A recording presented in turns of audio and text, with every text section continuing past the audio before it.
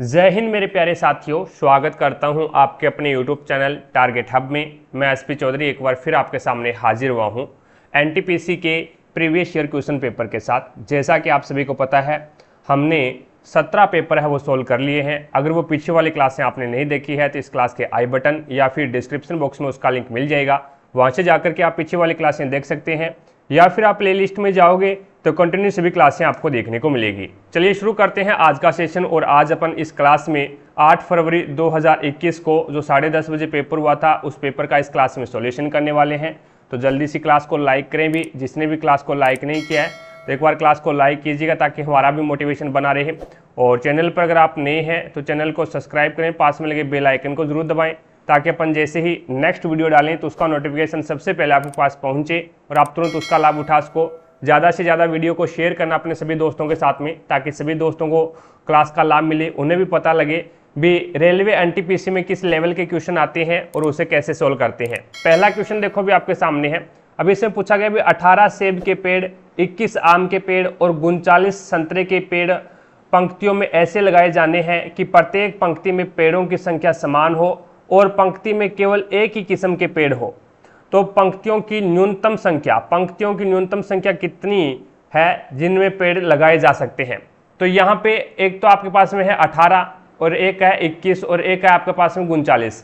अब आपको क्या है, एक ऐसी संख्या देखनी है जो 18, 21 और 39 को डिवाइड कर दे, यानी 18, 21 और 39 का HCF आपको ज्ञात करना है भी।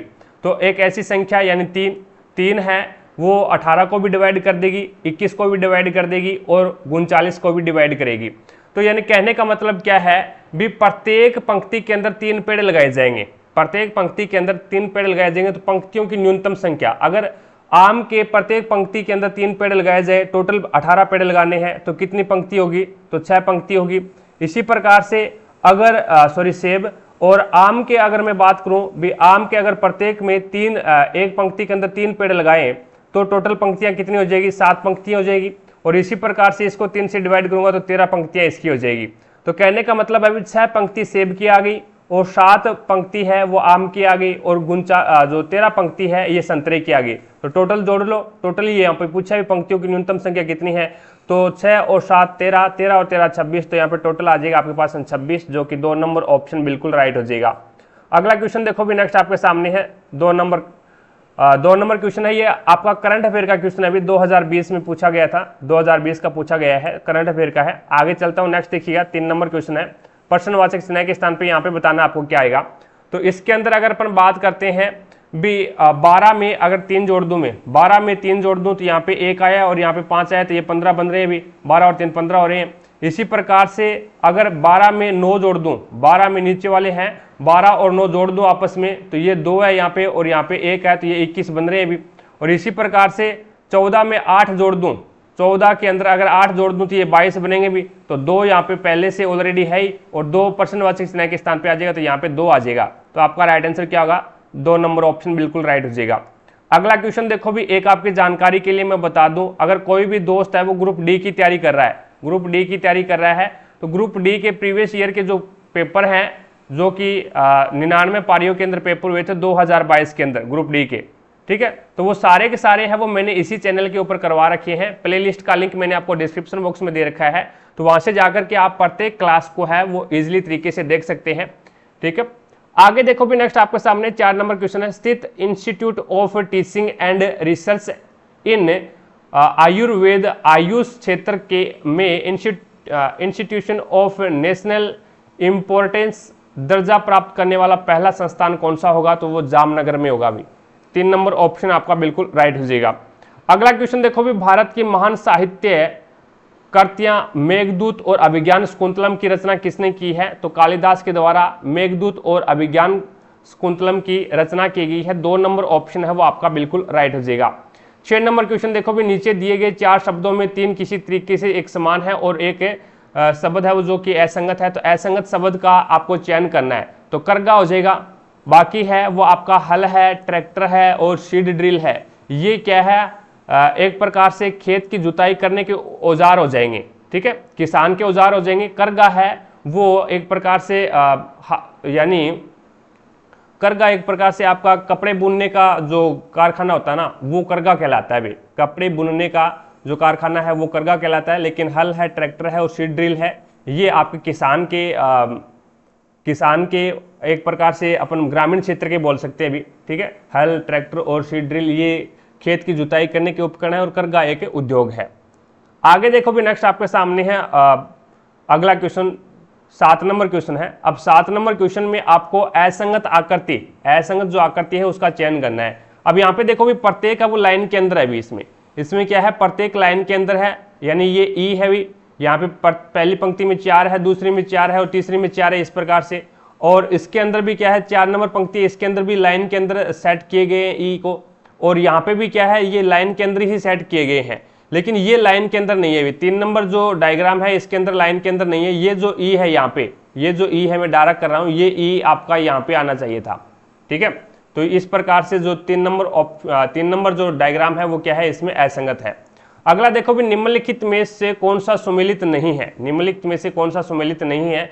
तो नरोरा नाभिकीय रिएक्टर कहाँ पे है, तो ये राजस्थान में है, ये सही सुमेलित नहीं है भी। केग्गा परमाणु शक्ति संयंत्र कर्नाटक में है, तारापुर नाभिकीय रिएक्टर महाराष्ट्र में है, और कुंडलकुलम नाभिकीय शक्ति संयंत्र है, ये तमिलनाडु के अंदर है। लेकिन नरोरा नाभिकीय रिएक्टर है वो आपका राजस्थान के अंदर नहीं है भी। आगे देखो भी नेक्स्ट आपके सामने है 15,971 को एक निश्चित संख्या में 15,971 को एक निश्चित संख्या से विभाजित करने पर भागफल 55 और शेषफल है वो 21 आता है। तो भाजक ज्ञात करना है भी। तो 15,971 है कोई संख्या, इस संख्या को क्या करना है, एक निश्चित संख्या से विभाजित करने पर, एक निश्चित संख्या से विभाजित करने पर भागफल कितना आता है, 55 आता है, और शेषफल कितना आता है, 21 आता है। तो भाजक ज्ञात करो। तो भाजक आपको पता है भी, भाजक बराबर क्या होता है, भाज्य बराबर क्या होता है, भाज्य बराबर होता है भाजक इंटू भागफल। भाज्य बराबर होता है भाजक इंटू भागफल, और प्लस में क्या आता है भी आपका शेषफल आता है, शेषफल। अब इसके अंदर है वो 15,931 को एक निश्चित संख्या से, इसको एक निश्चित संख्या से विभाजित किया जाता है, जिसमें आपका भागफल तो 55 आता है और शेषफल आपका 21 आता है। इसमें भाज्य आपको दे रखा है, भाज्य कितना है, 15,971 है, और बराबर में भाजक आपको x पता करना है, और यहाँ पे इंटू भागफल कितना है भी 55 है, और प्लस में शेषफल कितना है, 21 है। अब ये 21 है ना, यहाँ पे प्लस का है, बराबर से दूसरी साइड में जाएगा तो ये माइनस का हो जाएगा भी। तो 21 इसमें से जाएगा तो 0, और 7 में से 2 जाएगा तो 5, 9, 15,950 आ जाएगा। अब ये 55 है ना, ये इसके क्या है, गुणा में है, और बराबर से दूसरी साइड में जाएगा तो ये इसके भाग में चला जाएगा। तो ये हो जाएगा 15,950 को आप 55 से डिवाइड कर दो तो x का मान आपके पास में आ जाएगा, और x आपने क्या माना था, भाजक माना था। अब यहाँ पे 55 अगर मैं बात करता हूँ 11 से कट जाएगा क्या, 11 से 5 से काट दो एक बार, 5 से कट जाएगा, 5 से काटोगे तो ये 11 से भी कट जाएगा भाई, 11 5 55, और ये हो जाएगा 11 एकम 11, बच गया कितना 4 49, और 11 चौके 44, बचे कितना 5, 11 5 55, और ये चला जाएगा 1450, फिर 5 से काटो तो 5 2 10, बच गया 4 45, 5 नहीं 45, 290 आ जाएगा भी। तो आपका राइट आंसर होगा 4 नंबर ऑप्शन। आगे देखो भी नेक्स्ट आपके सामने है अगला 10 नंबर क्वेश्चन देखिएगा। कथन आपको दे रखा है भी, इस विद्यालय में पढ़ाई जाने वाली कुछ भाषाएं अंग्रेजी, पुर्तगाली, तमिल और संस्कृत है। यानी इस विद्यालय में पढ़ाई जाने वाली जो कुछ भाषाएं हैं उसको आपका विवरण दिया गया है भी, अंग्रेजी है, पुर्तगाल है, तमिल है, संस्कृत है। और इस विद्यालय में न तो अरबी पढ़ाई जाती है और न ही फ्रेंच पढ़ाई जाती है, ठीक है। इस विद्यालय में सभी भाषाएं सुयोग्य शिक्षकों द्वारा पढ़ाई जाती है, ये भी बिल्कुल ठीक है। अब निष्कर्ष देखो क्या निकालेंगे, इस विद्यालय में अंग्रेजी, पुर्तगाली, संस्कृत और तमिल के अलावा भी कुछ अन्य भाषाएं पढ़ाई जाती है, बिल्कुल सही बात है भी। यहाँ पे इसने बोला भी कुछ भाषाएं, यानी इस विद्यालय में पढ़ाई जाने वाली कुछ भाषाएं अंग्रेजी, पुर्तगाली, तमिल और संस्कृत है, और यही इसने यहाँ पे बोल दिया भी अंग्रेजी, पुर्तगाली, संस्कृत और तमिल के अलावा कुछ अन्य भाषाएं भी पढ़ाई जाती है, तो बिल्कुल सही बात है भी। उसके बाद में इस विद्यालय में तमिल सुयोग्य शिक्षकों द्वारा पढ़ाई जाती है, तमिल है वो सुयोग्य शिक्षकों के द्वारा पढ़ाई जाती है, ठीक है, एकदम सही बात है भी। इसने बोला भी इस विद्यालय में सभी भाषाएं यानी सभी भाषाएं हैं वो सुयोग्य तरीके से पढ़ाई जाती है, तो तमिल भी इसमें पढ़ाई जाती है तो वो भी सुयोग्य शिक्षक से पढ़ाई जाएगी। इस विद्यालय में या तो अरबी पढ़ाई जाती है या फिर फ्रेंच पढ़ाई जाती है, बिल्कुल गलत है। यहाँ पे इसने बोला न तो अरबी पढ़ाई जाती है और न ही फ्रेंच पढ़ाई जाती है, तो 3 नंबर गलत हो जाए, पहला और दूसरा इसमें सही है भी, तो आपका 2 नंबर ऑप्शन बिल्कुल राइट हो जाएगा। अगला क्वेश्चन देखो भी नेक्स्ट आपके सामने है, प्रश्नवाचक स्नेह के स्थान पे बताना आपको क्या आएगा। तो यहाँ पे इनके बीच में गैप देखो भी कितने का है, तो इसके बीच में 5 का गैप आ गया, और यहाँ पे 2 और 5 7, और अब 22 में से 7 जाएगा तो 16 का गैप आ गया। यहाँ पे 16 और 7 22, 15 और 5 22 होते हैं भी, सॉरी कितना आ जाएगा भाई 15 आ जाएगा, 15 और 7 22, और उसके बाद में 5 तिया 15 और 15 तिया 45, तो इसमें 45 और 45 तिया कितने होते हैं भी, तो ये देखो भी 5 तिया 15, फिर 15 तिया 45 और 45 तिया, अब 45 को 3 से करेगा, 3 5 15, 1 3 चौके 12 और 1 13, 135 का गैप आएगा फिर यहाँ पे 135, तो 67 के अंदर 135 जोड़ोगे तो 6 7 12, 6 3 9 1 10, और ये आ जाएगा 202, तो आपका प्रश्नवाचक स्नेह के स्थान पे 202 आ जाएगा, जो कि 3 नंबर ऑप्शन आपका बिल्कुल राइट हो जाएगा। भारतीय संविधान की किस अनुसूची में राज्यों व केंद्र शासित प्रदेशों और उनके अधिक्षेत्रों की सूची शामिल की गई है, तो पहली अनुसूची में की गई है भी, यानी 3 नंबर ऑप्शन आपका बिल्कुल राइट हो जाएगा। भारतीय संविधान की किस अनुसूची में राज्यों व केंद्र शासित प्रदेशों और उनके अधिक्षेत्रों की सूची शामिल की गई है, तो वो पहली अनुसूची में की गई है। अगला देखो भी नेक्स्ट आपके सामने है, एक वैश्यक एक पुस्तक को 15% लाभ पर 230 में बेचा जाता है, एक पुस्तक को 15% के लाभ पर 230 में बेचा जाता है, तो इसे 210 में बेचने पर होने वाला प्रतिशत लाभ या फिर हानि आपको ज्ञात करनी है। देखो पहले 15% लाभ है तो इसको फ्रैक्शन में चेंज कर लो आप, 15% को फ्रैक्शन में चेंज करोगे तो प्रतिशत का निशान हटाओगे तो नीचे 100 लग जाएगा, 5 से काट दो 5 या 15 और बी 5 100, तो यहाँ पे 3/20 आ गया। नीचे वाला है वो हमेशा सीपी यानी कॉस्ट प्राइस यानी क्रय मूल्य को दर्शाएगा, ऊपर अगर लॉस हो रहा है तो लॉस को दर्शाएगा, अगर हानि लाभ हो रहा है तो लाभ को दर्शाएगा, तो यहाँ पे प्रॉफिट हो रहा है तो यहाँ पे प्रॉफिट को दर्शाएगा। तो अपने पास में क्वेश्चन बन गया भी 20 रुपए क्रय मूल्य था, 3 रुपए का लाभ हो गया तो 23 रुपए में बेचेगा, लेकिन वो बोल रहा है 230 में बेच रहा है, तो 23 बराबर में कितना आ गया 230, तो 1 बराबर में कितना आ गया 10, 1 का मान 10 आ गया। आपको निकालना क्या है, 1 का मान 10 आ गया तो यहाँ से क्रय मूल्य निकाल लो आप, क्रय मूल्य कितना है हमारे अनुसार तो 20 है, तो 20 से गुणा कर दो तो क्रय मूल्य अपने पास में कितना आ गया 200 रुपए आ गया। अब वो 200 रुपए इसका सीपी कॉस्ट प्राइस है और 210 में बेच रहा है, तो इसका मतलब क्या हो गया 10 रुपए इसको प्रॉफिट हो रहा है भी, यानी दूसरी कंडीशन देखो भी 200 रुपए हमने यहाँ पे क्रय मूल्य निकाला, 210 में बेच रहा है तो लाभ हुआ 10 रुपए का, और कितने पे 200 पे इंटू 100, तो यहाँ पे 20 से 20 कैंसिल, 2 एकम 2, 2 5 10, तो यहाँ पे 5% का लाभ हो जाएगा। 4 नंबर ऑप्शन बिल्कुल राइट हो जाएगा। 10 वर्ष पहले पति और पत्नी की औसत उम्र 42 थी। अब ये 10 वर्ष पहले थी भी, पत्नी और पति की उम्र औसत उम्र थी, तो टोटल उम्र कितनी हो जाएगी 2 से डिवाइड कर दो, 2 से मल्टीप्लाई कर दो, 2 2 4 2 8 2 चौके 8 84 हो जाएगा। तो कहने का मतलब क्या है भी 10 वर्ष पहले पति और पत्नी की औसत उम्र 42 वर्ष थी, तो कुल जो उम्र आएगी वो कितनी आ जाएगी 84 आ जाएगी। अब यहाँ पे ये तो 10 वर्ष पहले थी, अब वर्तमान में लाएंगे तो 10 आपकी 10 है वो इस पति की जुड़ेगी और 10 ही इस पत्नी की जुड़ेगी, तो टोटल है वो कितनी जुड़ जाएगी इसमें 20 जुड़ेगी, तो यहाँ पे कितना आ जाएगा ये 4 और 10 104 है, ये वर्तमान में इसकी उम्र आ जाएगी किसकी पति और पत्नी दोनों की।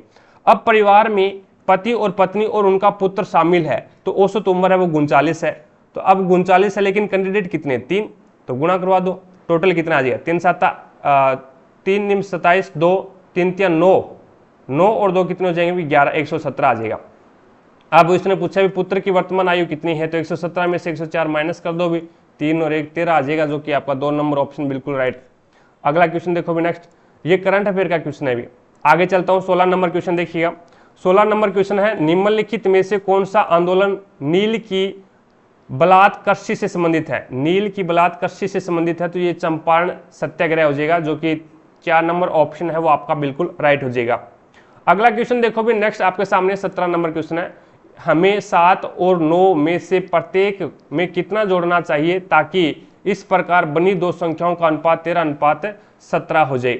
अब 7 और 9 में मैंने मान लिया भी 7 प्लस में x यानी 7 में भी x जोड़ रहा हूँ और प्रत्येक के अंदर कितना जोड़ना चाहिए, और 9 के अंदर भी मैं x जोड़ रहा हूं, और ये संख्या किस अनुपात में आ रही है, 13:14 में, तो 13/14 हो गया। अब देखो भी वज्र गुणा करवा दो, इसका वज्र गुणा करवाओगे तो 14 साते कितने होते हैं अभी, तो 7 चौके 28, 2 14 साते 98 होते हैं, प्लस में 14x और उसके बाद में 13 निमा 117 और प्लस में, और ये आ जाएगा 13x। अब इस 13x को बराबर से दूसरी साइड में लेके जाओगे तो यहाँ पे 14x से सब्ट्रैक्ट यानी माइनस होगा तो x बचेगा, और ये 98 है वो यहाँ से इधर आएगा तो ये क्या बचेगा अभी 17, तो ये है ही, और 2 19, तो x का मान कितना आ गया 19 आ गया, जो कि आपका राइट आंसर होगा 1 नंबर ऑप्शन। यानी 7 और 9 में प्रत्येक में 19 जोड़ोगे ना तब जाकर के ये संख्या है वो 13:14 के अनुपात में होगी।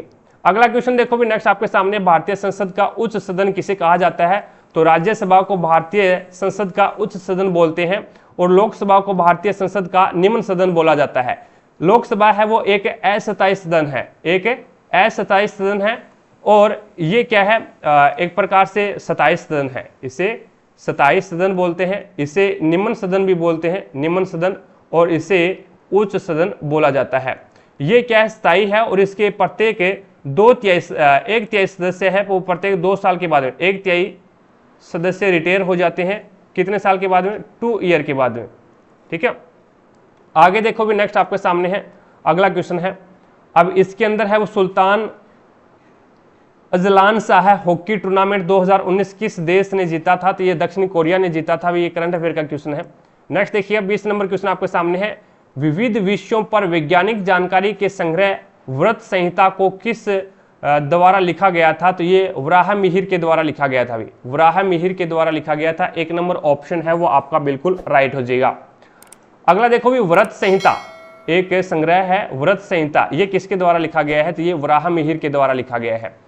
अगला क्वेश्चन देखिएगा, स्वतंत्रता संग्राम के द्वारा हुई घटनाओं को कालानुक्रमिक रूप से व्यवस्थित करना आपको, तो इसमें जलियांवाला बाग हत्याकांड है वो पहले हुआ था, अभी 13 अप्रैल 1919 को हुआ था, ठीक है। उसके बाद में असहयोग आंदोलन हुआ था 1920 में, असहयोग आंदोलन है वो 1920 में शुरू हुआ था, और 1922 के अंदर है वो इसे एक प्रकार से रिटायर कर दिया गया था, कहने का मतलब है वापस ले लिया गया था। ध्वज सत्याग्रह है ये 1923 में हुआ था, अभी ध्वज सत्याग्रह 1923 में हुआ था नागपुर के अंदर, और बाढ़ छोड़ो आंदोलन है ये 1942 के अंदर हुआ था अभी। तो यहाँ पे कालानुक्रम के अनुसार सबसे पहले जलियांवाला बाग हत्याकांड, उसके बाद में असहयोग आंदोलन, फिर ध्वज सत्याग्रह, और फिर बाढ़ छोड़ो आंदोलन आ जाएगा। 2 नंबर ऑप्शन बिल्कुल राइट हो जाएगा। अगला क्वेश्चन देखो भी नेक्स्ट, पल्लवी अपनी कॉलेज लाइब्रेरी में 70 मीटर उत्तर की ओर चलती है अभी, तो 70 मीटर उत्तर की ओर चलती है, तो ये लो 70 मीटर उत्तर की ओर चला दिया। उसके बाद 60 मीटर पूर्व की ओर चलती है, तो ये लो 60 मीटर है वो पूर्व की ओर चला दिया। उसके बाद 45 मीटर उत्तर की ओर चलती है, तो ये लो 45 मीटर है वो उसे उत्तर की ओर चला दिया। उसके बाद 60 मीटर पश्चिम की ओर चलती है, तो ये लो 60 मीटर पश्चिम की ओर चला दिया। और वह इस जगह कैंडी शॉप से कुछ कैंडी खरीदने के लिए रुकती है, और फिर वह 50 मीटर उत्तर की ओर, 50 यानी यहाँ पे कैंडी शॉप है अभी, और उसके बाद में 50 मीटर उत्तर की ओर चलती है। कैंडी शॉप से पल्लवी की कॉलेज लाइब्रेरी कितनी दूर और किस दिशा में है, तो कॉलेज लाइब्रेरी तो यहाँ पे अभी, और कैंडी शॉप यहाँ पे है, तो कैंडी शॉप से दक्षिण की दिशा में हो जाएगी। और ये दूरी है वो बीच वाली 45 डिग्री है, ये जो बीच वाली है ये 45 हो जाएगी अभी, ये 45 हो जाएगी, और ये क्या है 70 है, तो 45 और 70 तो कितनी हो जाएगी, 5 और 4 और 7 11, तो 115 हो जाएगी, 115 मीटर और दक्षिण में। आगे देखो भी नेक्स्ट आपके सामने है 23 नंबर क्वेश्चन, नियाग्रा फॉल्स की सीमा पर स्थित है, तो कनाडा और यूएसए। नियाग्रा फॉल्स कनाडा और यूएसए की सीमा पर स्थित है। 1 नंबर ऑप्शन आपका बिल्कुल राइट हो जाएगा।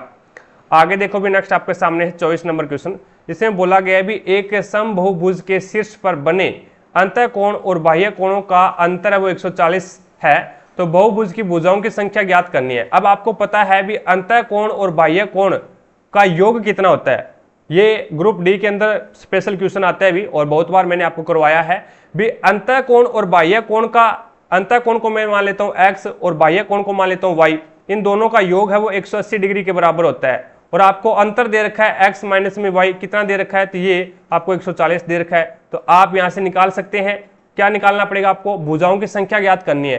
तो भुजाओं की संख्या ज्ञात करने के लिए आपको क्या है, बाह्य कोण की आवश्यकता होगी। अब बाह्य कोण है वो आप यहां से ज्ञात कर सकते हैं, क्योंकि अंतःकोण तो x है और बाह्य कोण है वो y है, तो घटा करके आधा कर दो, घटा करके आधा करोगे तो आपके पास में डायरेक्ट ये आ जाएगा 140 में से 180 में से 140 जाएगा तो 40 बचेगा, 40 बचेगा और घटा करके आधा करना है तो आपके पास में आ जाएगा 20। ये 20 क्या आया है, बाह्य कोण की माप आ गई।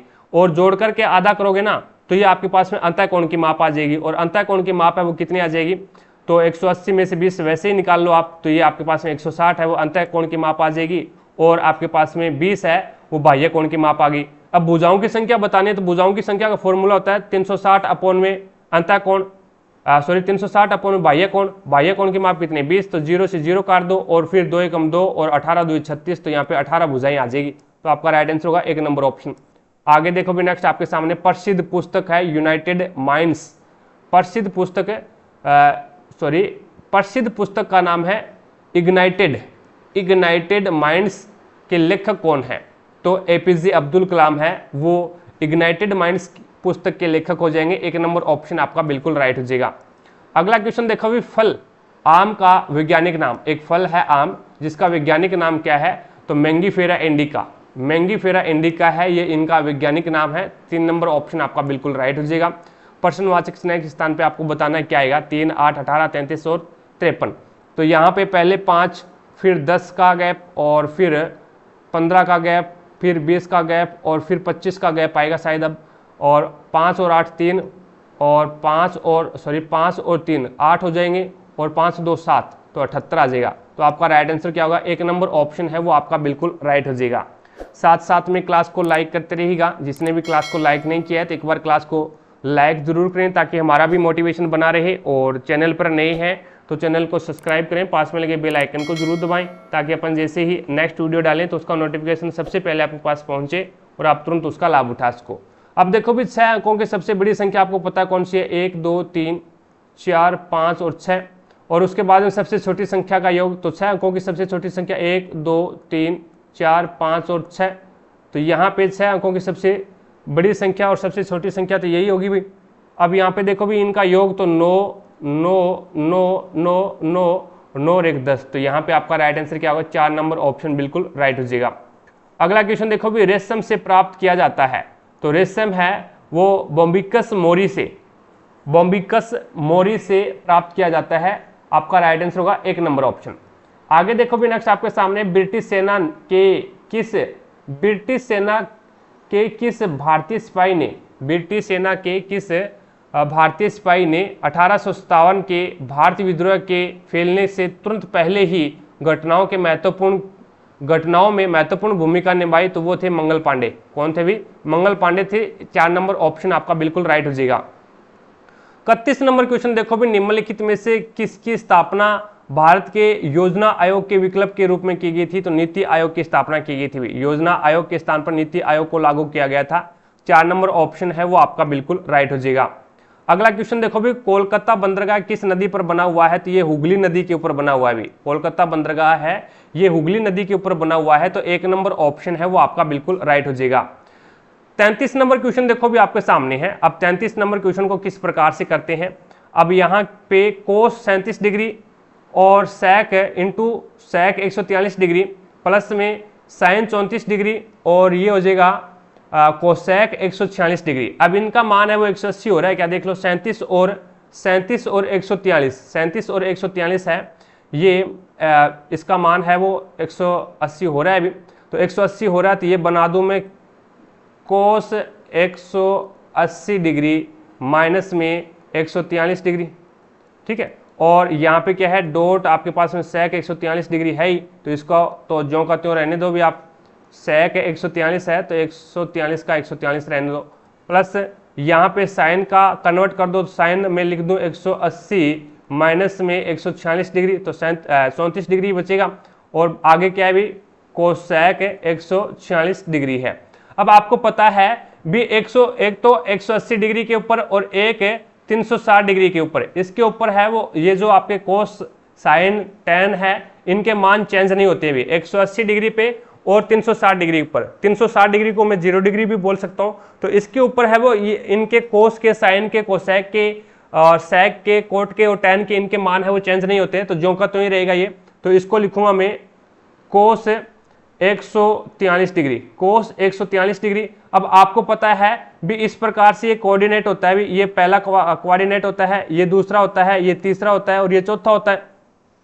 अब यहाँ पे 180 यानी ये 0 डिग्री आ गया, ये 90 डिग्री आ गया और ये 180 डिग्री आ गया। तो 180 डिग्री में से 143 घटा रहा है, तो इसका मतलब क्या है, इनके और इनके बीच में रहेगा भी यहाँ पे, यानी सेकंड कोऑर्डिनेट में रहेगा। सेकंड कोऑर्डिनेट के अंदर है वो आपका साइन और कोसेक ही पॉजिटिव होता है, बाकी सारे के सारे क्या होते हैं, नेगेटिव होते हैं।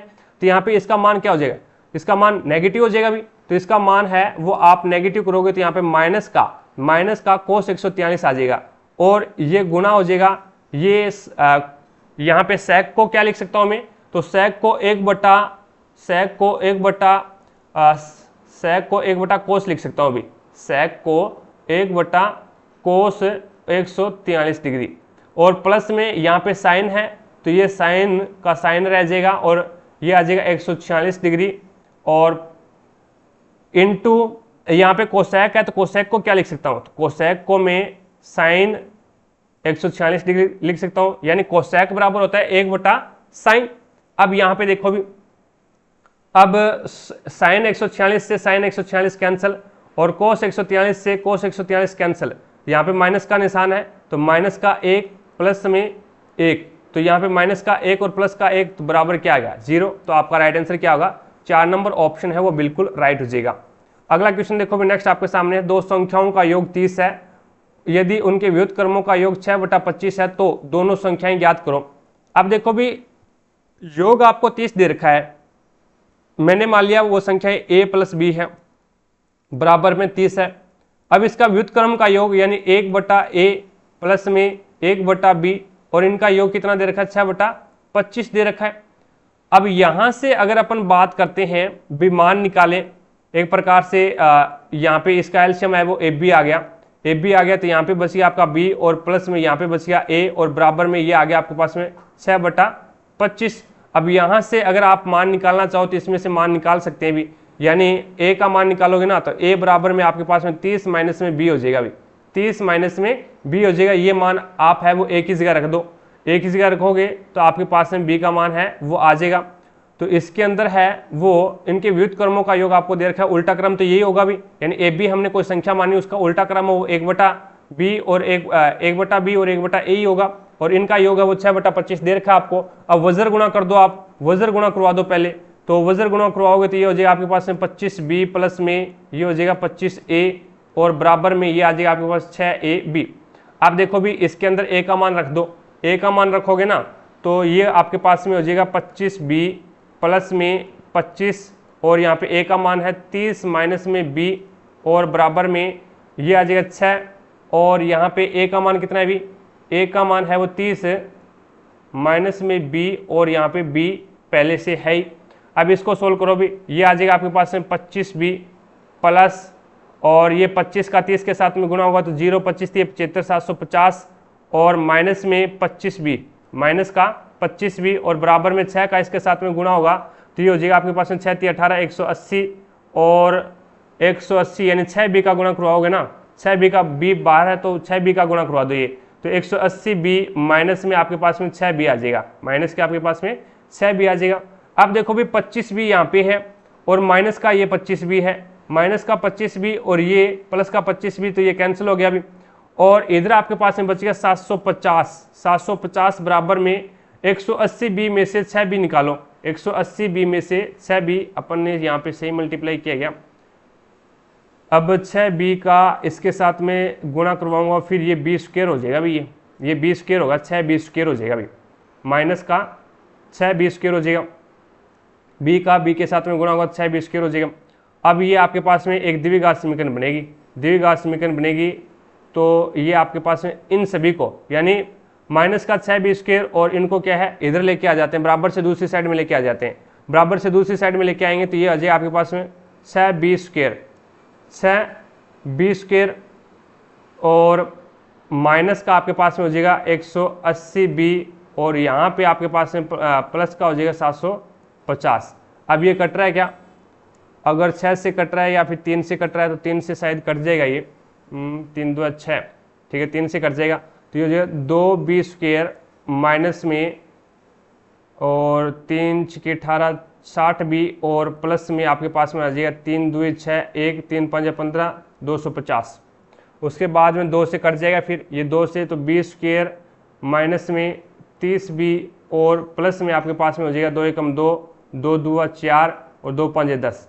अब देखो भी, अब इसको सोल्व करो, 25 और 5 25 5 125 होते हैं, तो ये आ जाएगा आपके पास में 20 स्क्वायर, और 20 स्क्वायर माइनस का आप ले लो 25 माइनस का 25 भी, और माइनस का ही आपको लेना पड़ेगा 5 भी। 25 5 125 होते हैं, और 25 माइनस का 25 भी और माइनस का 5 भी, माइनस का 30 भी हो जाएगा, प्लस में 125। अब इन दोनों में कॉमन और इन दोनों में कॉमन, तो यहाँ पे कॉमन आ रहा है b, तो बच गया b माइनस में 25। यहाँ पे कॉमन आ रहा है आपके पास में माइनस का 5, तो यहाँ पे बच गया b, और 125 में 25 5 125 होते हैं, माइनस प्लस माइनस हो जाएगा, तो ये हो जाएगा आपके पास में 25। तो आपके पास में आ जाएगा b बराबर आ जाएगा 5, और एक आ जाएगा b बराबर में 25। तो एक तो वो संख्या 5 आ गई और एक 25 आ गई, तो आपका राइट आंसर क्या होगा? 3 नंबर ऑप्शन बिल्कुल राइट हो जाएगा। अगला क्वेश्चन देखो भी नेक्स्ट, अगला क्वेश्चन है 35 नंबर क्वेश्चन। एक सम अष्टभुज के प्रत्येक बहिष्कोण की माप कितनी होगी? सम अष्ट, अष्ट का मतलब होता है 8, और बहिष्कोण यानी बाहरी कोण की माप पूछी आपको। तो आपको पता है भी कोई भी सम अष्टभुज हो, उनके कोई भी बहुभुज हो, उनके बाहरी कोण का योग है वो 360 डिग्री होता है। भी कोई भी बहुभुज हो, उनके बाहरी कोण का माप है वो कितना होता है? बहिष्कोण का माप है वो 360 डिग्री होता है।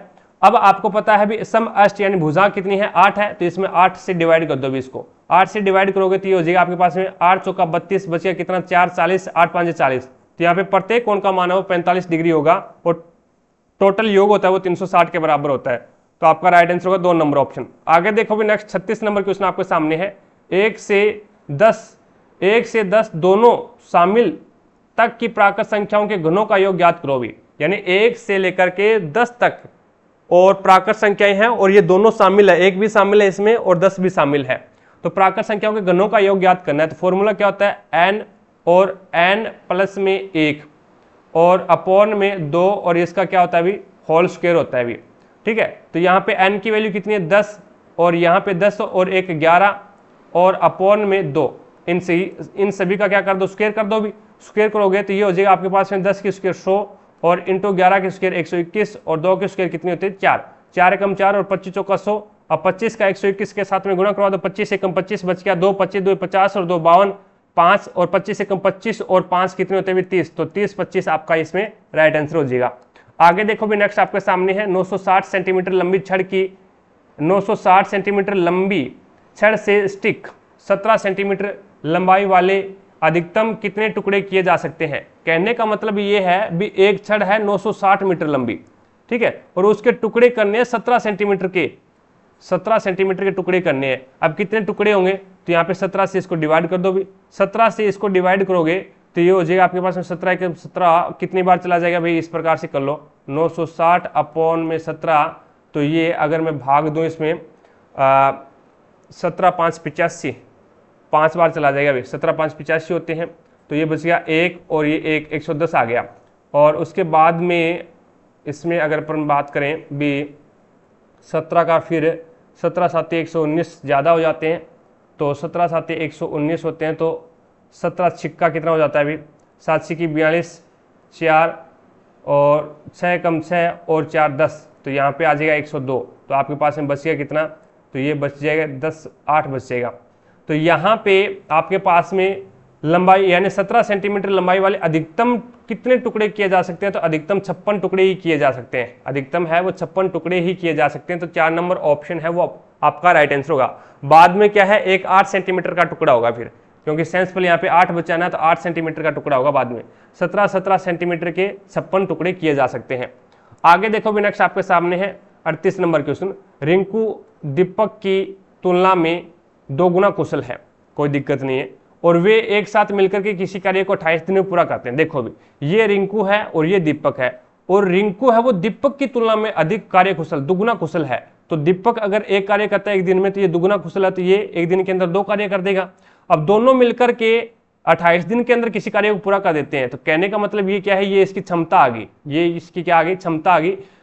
रिंकू है वो एक दिन के अंदर 2 कार्य करता है, और दीपक एक दिन के अंदर 1 कार्य करता है। दोनों मिलकर के एक दिन के अंदर 3 कार्य करेंगे।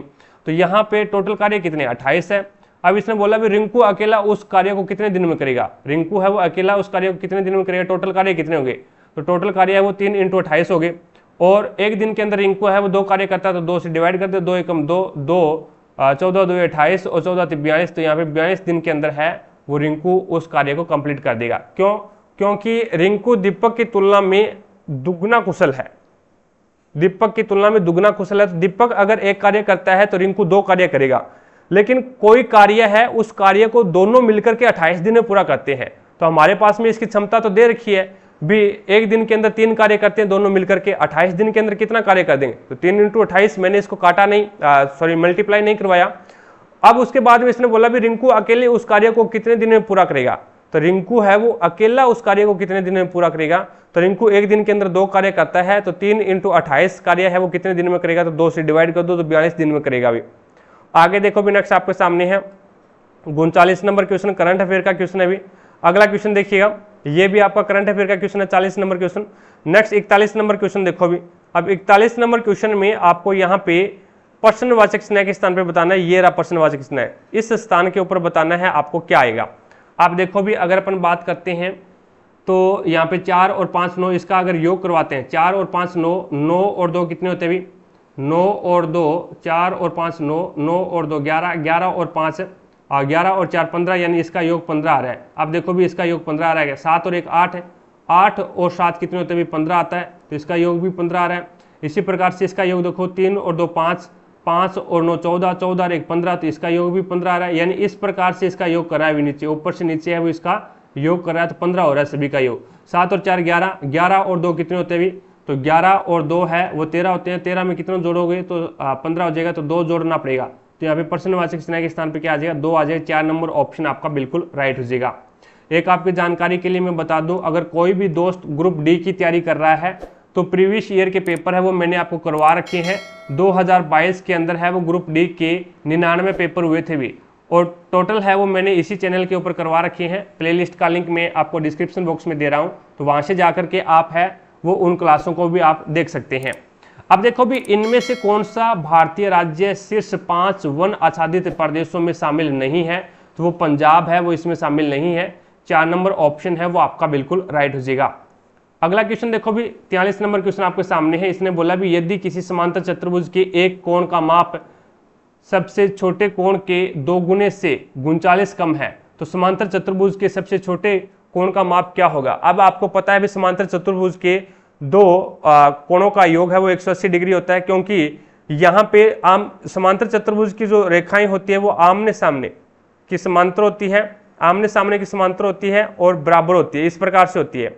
तो यहाँ पे अगर ये क्या है, एक प्रकार से ये जो कोण बना है और ये जो कोण बना है ना, वो 2 समांतर रेखाओं के बीच में बना है, और 2 समांतर रेखाओं को कोई त्रियक रेखा काटती है, तो अब 2 समांतर रेखाओं के बीच में 180 डिग्री का कोण बनेगा, यानी यहाँ पे 180 डिग्री का कोण बनेगा, और इसका भी योग 180 डिग्री होगा, और इसका भी योग 180 होगा, और इसका भी योग 180 होगा। कहने का मतलब इस कोण और इस कोण का मान 180, इस कोण और इस कोण का मान भी 180, और इस कोण और इस कोण का मान भी 180 होता है। अब इसने बोला भी समांतर चतुर्भुज के एक कोण का माप सबसे छोटे कोण के 2 गुने से 39 कम है।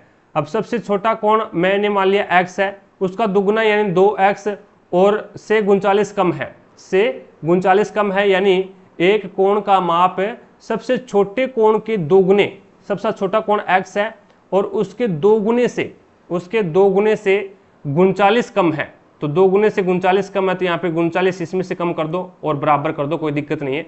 तो अब इसके अंदर अगर अपन बात करते हैं कि ये x है वो इधर जाएगा, तो आपका मान क्या हो जाएगा, तो ये आपका क्या हो जाएगा 2x माइनस में 39 और बीच में प्लस का निशान लगा दो x, और बराबर में आपको पता है भी इसका योग कितना होता है 180 होता है। समांतर चतुर्भुज के कोई भी 2 कोणों का योग है वो 180 डिग्री होता है भी, कोई भी 2 कोण 2 लगातार होने चाहिए भी, ठीक है।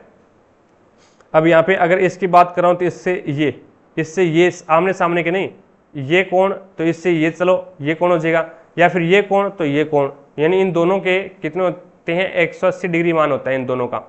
अब यहाँ पे ये पहला कोण ये दूसरा कोण हो गया, इन दोनों कोणों का मान 180 डिग्री है, तो यहाँ पे आपके पास में हो जाएगा 3x यानी 2x और x 3x बराबर में 180 में 39 जोड़ दो भी, तो ये आ जाएगा 9 और 8 और 3 11, और ये आपके पास में कितना आ गया अभी 219 आ गया। x बराबर क्या आ जाएगा, 3 इसके नीचे भागल में लगा दो तो ये हो जाएगा आपके पास में x का मान आ जाएगा 3 7 21, बच गया कितना 0 9 और 3 3 9 तो 73 आ जाएगा। अभी x का मान 73 आ जाएगा। और x आपने पूछा माना क्या था, तो सबसे छोटा कोण माना था और सबसे छोटे कोण की मापी ही आपको पूछ रखी है, तो 73 डिग्री आपका इसमें राइट आंसर होगा। अगला क्वेश्चन देखो भी नेक्स्ट आपके सामने, विद्यार्थी लड़के और तैराक। तो यहाँ पे कुछ विद्यार्थी लड़के हैं, ये लोग कुछ विद्यार्थी है वो लड़के हैं, और कुछ विद्यार्थी हैं वो तैराक भी हैं, और कुछ लड़के हैं वो भी आपके तैराक हैं, तो टी से तैराक आ जाएगा। तो इस प्रकार से ये आपका डायग्राम बनेगा, जो कि आपका 3 नंबर ऑप्शन बिल्कुल राइट हो जाएगा। अगला क्वेश्चन देखो भी नेक्स्ट आपके सामने है, इसमें बोला गया 7 की पावर 6, 7 की पावर 6 प्लस में 5 को विभाजित 6 से विभाजित किया जाए तो किया जाने पर प्राप्त शेषफल याद करना है आपको। तो 7 की पावर 6, अब यहाँ पे देखो भी पावर क्या है आपके पास में, सम के पावर सम है या फिर विषम है, ये आपको देखना है। तो 7 की पावर है वो सम है, तो इतनी बड़ी कैलकुलेशन न करके 7 की पावर 2 रख दो भी आप, और प्लस में 5 कर दो। तो 7 की पावर 2 कितनी होती है, 49 होती है, और 49 में 5 जोड़ूंगा 54 होगा, और 54 का अगर मैं 6 से डिवाइड करता हूँ तो 6 निम 54 पूरा पूरा भाग जाएगा, शेषफल कितना बचेगा 0। तो आपका राइट आंसर क्या होगा, 1 नंबर ऑप्शन बिल्कुल राइट हो जाएगा। अगला क्वेश्चन देखो भी नेक्स्ट आपके सामने है, दो धनात्मक संख्याओं का लसाअ है यानी HCF है और एलसीएम है, वो आपको कितना दे रखा है, HCF और एलसीएम का गुणनफल है वो आपको 72 दे रखा है, भी यहाँ पे 72 दे रखा है। तो दोनों संख्याओं का अंतर 1 है, दोनों संख्याओं का अंतर कितना है 1 है, तो आपको संख्या ज्ञात करनी है। अब आपको पता क्या है भी, HCF इंटू LCM बराबर होता है पहली संख्या इंटू दूसरी संख्या। अब एलसीएम और HCF का तो गुणनफल आपको 72 दे ही दिया, और दोनों संख्याओं का जो अंतर दे रखा है आपको वो कितनी दे रखा है, 1 दे रखा है। अब इस क्वेश्चन को अपन क्या करते हैं, एक प्रकार से ऑप्शन के हिसाब से करते हैं, बेटर रहेगा। अब देखो भी ऐसी दो संख्याएं आपको देखनी है, तो यहाँ पे ऐसी दो संख्या देखो, 9 और 7 के बीच में 2 का अंतर है तो ये कैंसिल करो, 8 और 7 के बीच में 1 का अंतर है, कोई दिक्कत नहीं है, लेकिन आपस में गुणा करवाएंगे तो ये 56 होता है, तो ये भी नहीं होगा। और यहाँ पे अंतर 2 का आ रहा है तो ये भी नहीं होगा। यहाँ पे देखो भी 8 और 9 के बीच में अंतर कितने का आ रहा है, तो 8 और 9 के बीच में अंतर तो 1 का आ रहा है, और 8 9 72, तो इसका गुणनफल भी कितना आ रहा है 72 आ रहा है। तो इसका मतलब क्या हो गया, यहाँ पे 1 नंबर ऑप्शन है वो आपका बिल्कुल राइट हो जाएगा। अगला क्वेश्चन देखो भी नेक्स्ट आपके सामने है 47 नंबर क्वेश्चन। 47 नंबर क्वेश्चन में आपको बोला गया भी, एकला चलो रे गीत किसने लिखा था। भी एकला चलो रे गीत है वो रविंद्रनाथ टैगोर ने लिखा था, 1 नंबर ऑप्शन है वो आपका यहाँ पे राइट आंसर होगा। अगला क्वेश्चन देखिएगा नेक्स्ट 48 नंबर क्वेश्चन आपके सामने है, रेड डाटा बुक किससे संबंधित डेटा प्रदान करती है, तो वो लुप्त प्राय पादप और जंतुओं से संबंधित है, वो डेटा प्रदान करती है, 4 नंबर ऑप्शन आपका बिल्कुल राइट हो जाएगा। नेक्स्ट क्वेश्चन देखिएगा आपके सामने, FTTP का पूर्ण रूप क्या होता है, तो फाइबर टू द प्रीमाइसेस हो जाएगा, फाइबर टू द प्रीमाइसेस, यानी 3 नंबर ऑप्शन है वो आपका राइट आंसर हो जाएगा, फाइबर टू द प्रीमाइसेस। अगला क्वेश्चन देखो भी नेक्स्ट आपके सामने है 50 नंबर क्वेश्चन, लुधियाना शहर की जनसंख्या में प्रतिवर्ष 20% की वृद्धि होती है, यदि इसकी वर्तमान जनसंख्या 8,47,000 है तो 2 वर्षों में जनसंख्या कितनी हो जाएगी। तो 20% की वृद्धि होती है तो 1/5 फ्रैक्शन में चेंज कर लिया। अब पहले क्या थी 5 थी, और उसके बाद में 1 की वृद्धि होगी 6 होगी। अब कहने का मतलब क्या है भी, यही है वो अगली साल होगी, ये पहले साल के लिए है भी, पहले साल में 5 थी और 6 होगी, और उसके बाद में यही प्रोसेस आगे वाली साल में होगा, अभी 5 होगी और 6 हो जाएगी, तो ये 6 छिका 36 हो गया और 5 5 25 हो गया। तो कहने का मतलब अब जो वर्तमान में जो हमारे अनुसार जो जनसंख्या है वो 25 है, लेकिन वो बोल रहा है भी 8,47,000 है। अब 25 से काट दो तो 25 से कम 25 से काट देंगे, कोई दिक्कत नहीं, कट जाएगा ये। और उसके बाद में 2 वर्षों के बाद में जनसंख्या पूछी है, तो यहाँ पे 1 का मान निकाल लो, पहले 1 का मान निकालोगे तो यानी 1 बराबर कितना, 25 बराबर 8,47,000 है, तो 1 बराबर कितना हो जाएगा, तो 8,47,000 अपॉन में 25, तो आपको ज्ञात करना है 36 का मान, तो इंटू 36 कर दो, तो 25 से काटो 25 से कम 25, और 25 3 75, बच गया कितना 5 और 9 92 हो गया, 92 हो गया, 8,47,000 है, या फिर हाँ 8,47,000 है, अभी 8,47,000 है, ये 47 है, यहाँ पे 7 है। अब बच गया कितना, भी 9 बच गया, 75, 5 और 4 9, 9 यानी 97 हो गया, 97 हो गया तो ये हो गया 25 थी 75, और 75 यानी 97 में से 75 जाएगा तो ये आपके पास में बचेगा 2 और 2 22 बच गया, यानी 220 हो गया। 220 हो गया तो 25 8 200 हो गया, यानी बच गया कितना 20, और उसके बाद में 200 फिर हो गए 25 8 200, तो ये आ जाएगा आपके पास में इकाई ढाई सैकड़ा हज़ार 33,880 आ गया। अब 33,880 को क्या करना है 36 से गुणा करवा दो, तो 33,880 को 36 से गुणा करवाओगे तो 12,19,680 आ जाएगा, जो कि आपका राइट आंसर होगा 4 नंबर ऑप्शन। आगे देखो भी 3 संख्याएं आपको दे रखी है, 3 संख्या 11:16:23 के अनुपात में है, उनका योग आपको 150 दे रखा है, तो सबसे बड़ी संख्या आपको ज्ञात करनी है। तो मैंने वो संख्याएं मान ली भी, एक तो 11x है, प्लस में एक आपके पास में 16x है, और प्लस में एक आपके पास में 23x है, और बराबर में इसका योग कितना दे रखा है 150 दे रखा है। तो हमारे अनुसार इसका योग कितना हो जाएगा 6 3 9 1 10 1 और 2 और 3 4 और 1 5, तो हमारे अनुसार तो इसका योग 50x हो रहा है, लेकिन वो बोल रहा है 150, तो x बराबर में कितना हो जाएगा अपॉन में 50, तो यहाँ पे भाग लगा दो 150 के अंदर 0 से 0, एक x का मान 3 आ गया। तो सबसे बड़ी संख्या, तो सबसे बड़ा अनुपात क्या है 23 है, तो 23 3 69 हो जाएंगे, जो कि 4 नंबर ऑप्शन आपका बिल्कुल राइट हो जाएगा। अगला क्वेश्चन देखो भी नेक्स्ट आपके सामने है 3506, 3506 अंकों का प्रयोग करते हुए बनने वाले 4 अंकों की सबसे छोटी संख्या ज्ञात करो। अब कई तो है ना बुद्ध जीव वो ऐसे करेंगे, 0 पहले लेके आ जाएंगे, फिर 3 लेके आ जाएंगे, फिर 5 लेके आ जाएंगे, फिर 6 लेके आ जाएंगे, ये लो बना दिया 4 अंकों की। अरे ये 4 अंक यहाँ पे 0 का महत्व नहीं है, 0 का महत्व नहीं है, इसको अगर 356 लेके तो भी ये सही है, तो यहाँ पे ये इस प्रकार से 0 पहले नहीं आ सकता। अब 3506 यानी 3506 का यूज करना आपको, तो ये 3 0 फिर 5 और फिर 6, तो 3056 यानी 1 नंबर ऑप्शन आपका राइट आंसर होगा, जो कि क्या है सबसे छोटी संख्या बनेगी। अगला क्वेश्चन देखो भी, 2 समरूप त्रिभुजों की संगत ऊंचाइयां 8 सेंटीमीटर और 11 सेंटीमीटर है, तो उनके क्षेत्रफलों का अनुपात ज्ञात करो। अब एक बात थोड़ा सा ध्यान से गौर से सुनना, मैं आपको एक डेफिनेशन बताता हूं समरूप त्रिभुज की क्षेत्रफल की। तो समरूप कोई भी 2 समरूप त्रिभुज हो, उन 2 समरूप त्रिभुजों का क्षेत्रफल का अनुपात है ना वो किसके बराबर होगा, तो कोई भी किन्हीं भी 2 समरूप त्रिभुजों का क्षेत्रफल का अनुपात ऊंचाई या फिर शीर्ष लंब दे रखे हो या फिर भुजाओं का अनुपात दे रखा हो, उनके वर्गों के बराबर होगा भी, उनके वर्गों के, अगर ऊंचाई दे रखी है तो ऊंचाई के वर्गों के बराबर होगा, या फिर शीर्ष लंब दे रखे हैं आपको, त्रिभुज के शीर्ष लंब दे रखे हैं तो उनके शीर्ष लंबों के वर्गों के बराबर होगा, या फिर आपको भुजा दे रखी है, भुजा का अनुपात दे रखा है तो उनकी भुजाओं के वर्गों के बराबर होगा। तो यहाँ पे 8 का वर्ग कितना हो जाएगा 64 और 11 का वर्ग कितना हो जाएगा 121, तो उन दोनों त्रिभुजों का क्षेत्रफल का अनुपात है वो 64:121 आ जाएगा, जो कि 1 नंबर ऑप्शन आपका बिल्कुल राइट हो जाएगा। तो मैंने ये बताया भी 2 समरूप त्रिभुजों की संगत ऊंचाइयों के वर्गों के अनुपात के बराबर होगा, तो वर्गों के अनुपात क्या, वर्ग कितना हो जाएगा 64 और 121 हो जाएगा। आगे देखो भी नेक्स्ट आपके सामने है 54 नंबर क्वेश्चन, विक्की किसी कार्य को 40 दिन में कर सकता है, विक्की किसी कार्य को 40 दिन में कर सकता है, उसके 8 दिनों तक कार्य किए, उसने 8 दिनों तक कार्य किया, उसके बाद गुरप्रीत सिंह ने उसे 32 दिनों में पूरा कर दिया। अब एक थोड़ा सा सोचना, विक्की है ये 40 दिनों में कोई कार्य कंप्लीट करता है, लेकिन इसने क्या किया है, बाई चांस इसने क्या किया 8 दिनों तक ही कार्य किया, उसके बाद में ये भाई साहब छोड़ के चला गया। अब विक्की 8 दिनों तक कार्य किया, तो विक्की का कार्य कितना और रह गया, तो विक्की का 32 दिनों का कार्य और रह गया, और उस 32 दिनों के कार्य को ही यहाँ पे आपके गुरप्रीत ने 32 दिनों में कर दिया कंप्लीट, तो यहाँ पे ये विक्की आ गया और ये आपका क्या आ गया गुरप्रीत आ गया।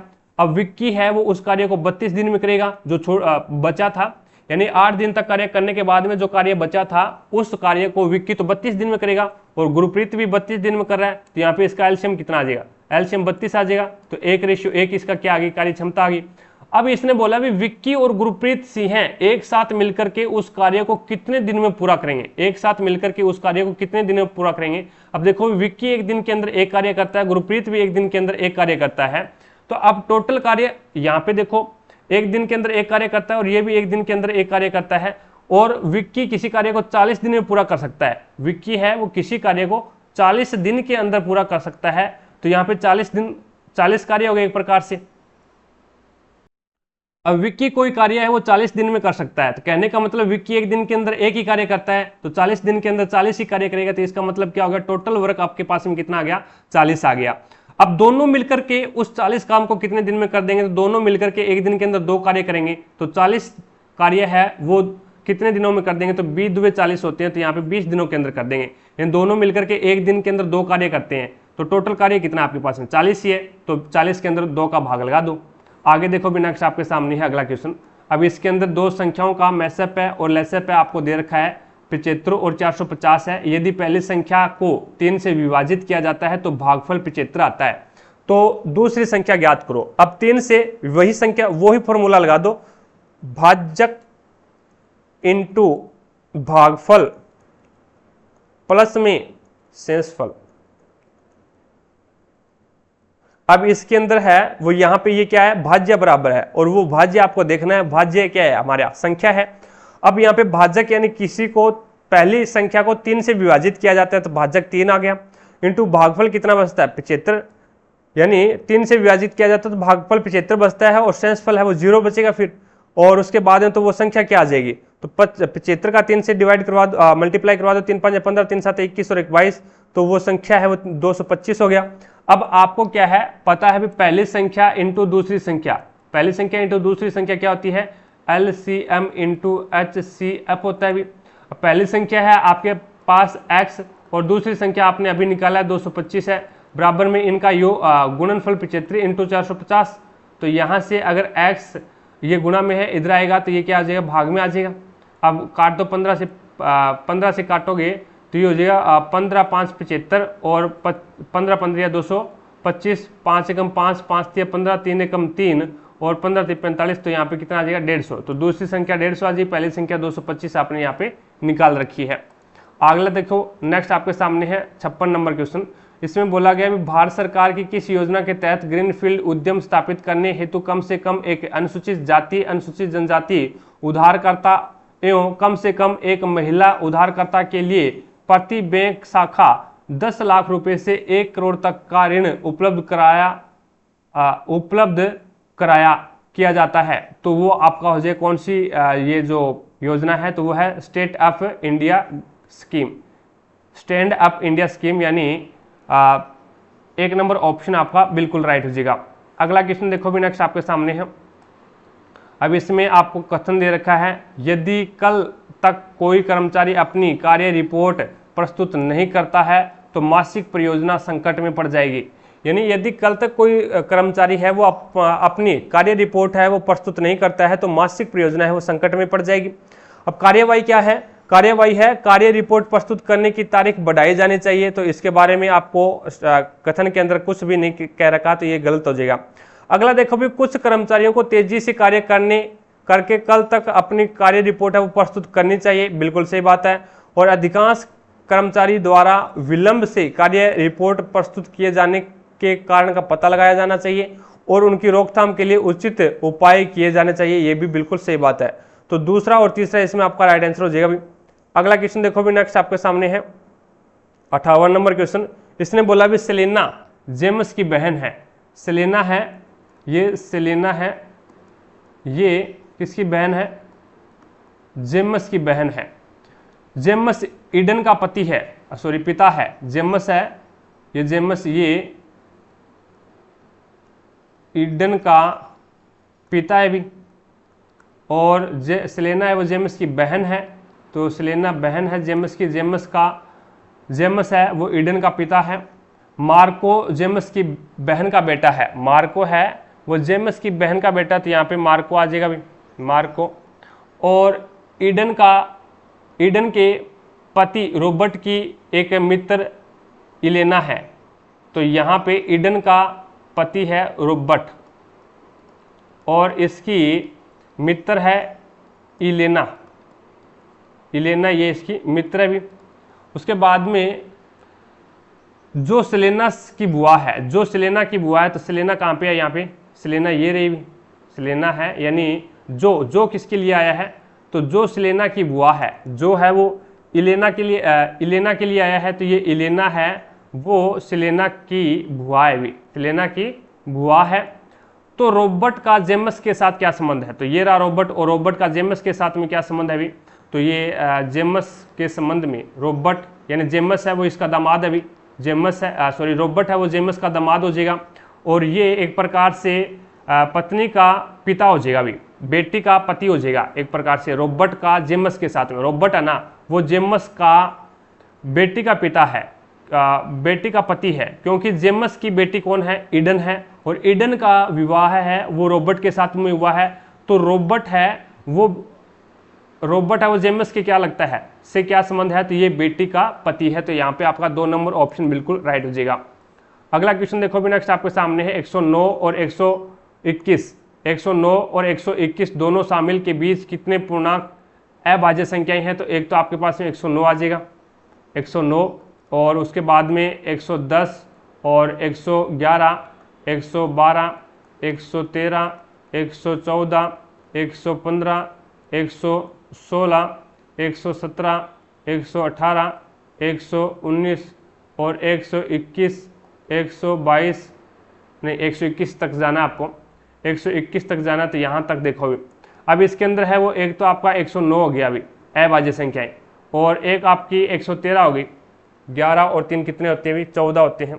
तो एक आपकी ये 100 बच गया 2 23, एक 113 हो गई, बाकी सभी में भाग जा रहा है अभी। 13 नीमा 117 होता है अभी, 17 7 119 होते हैं, ये 11 स्क्वायर हो गई, यहाँ पे 10 का भाग जा रहा है। तो इसका कहने का मतलब क्या है, 109 और 113 दो ही संख्याएं ऐसी है जो कि अभाज्य संख्याएं हैं। 3 नंबर ऑप्शन आपका बिल्कुल राइट हो जाएगा।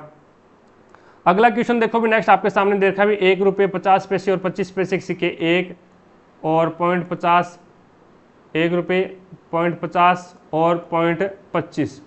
अब यहाँ पे 50 पैसे के सिक्कों की संख्या बतानी है आपको, 110 रखे गए हैं। तो ये 1 है, ये 2 है और ये 3 है इसका अनुपात। अगर 1 रुपये का एक सिक्का होगा तो 1 ही रुपये होगा टोटल, और 0.50 यानी 50 पैसे के 2 सिक्के हैं तो यहाँ पे इसका भी 1 रुपये बन जाएगा, और यहाँ पे 0.75 बन जाएगा भी, यानी 4 अगर सिक्के आएंगे 25-25 के, 25 चौका 100, तो जाकर के 1 रुपये बनेगा। तो यहाँ पे 0.75 आ गया। इन सभी को जोड़ो भी, सभी को जोड़ोगे 2.75 आ गया।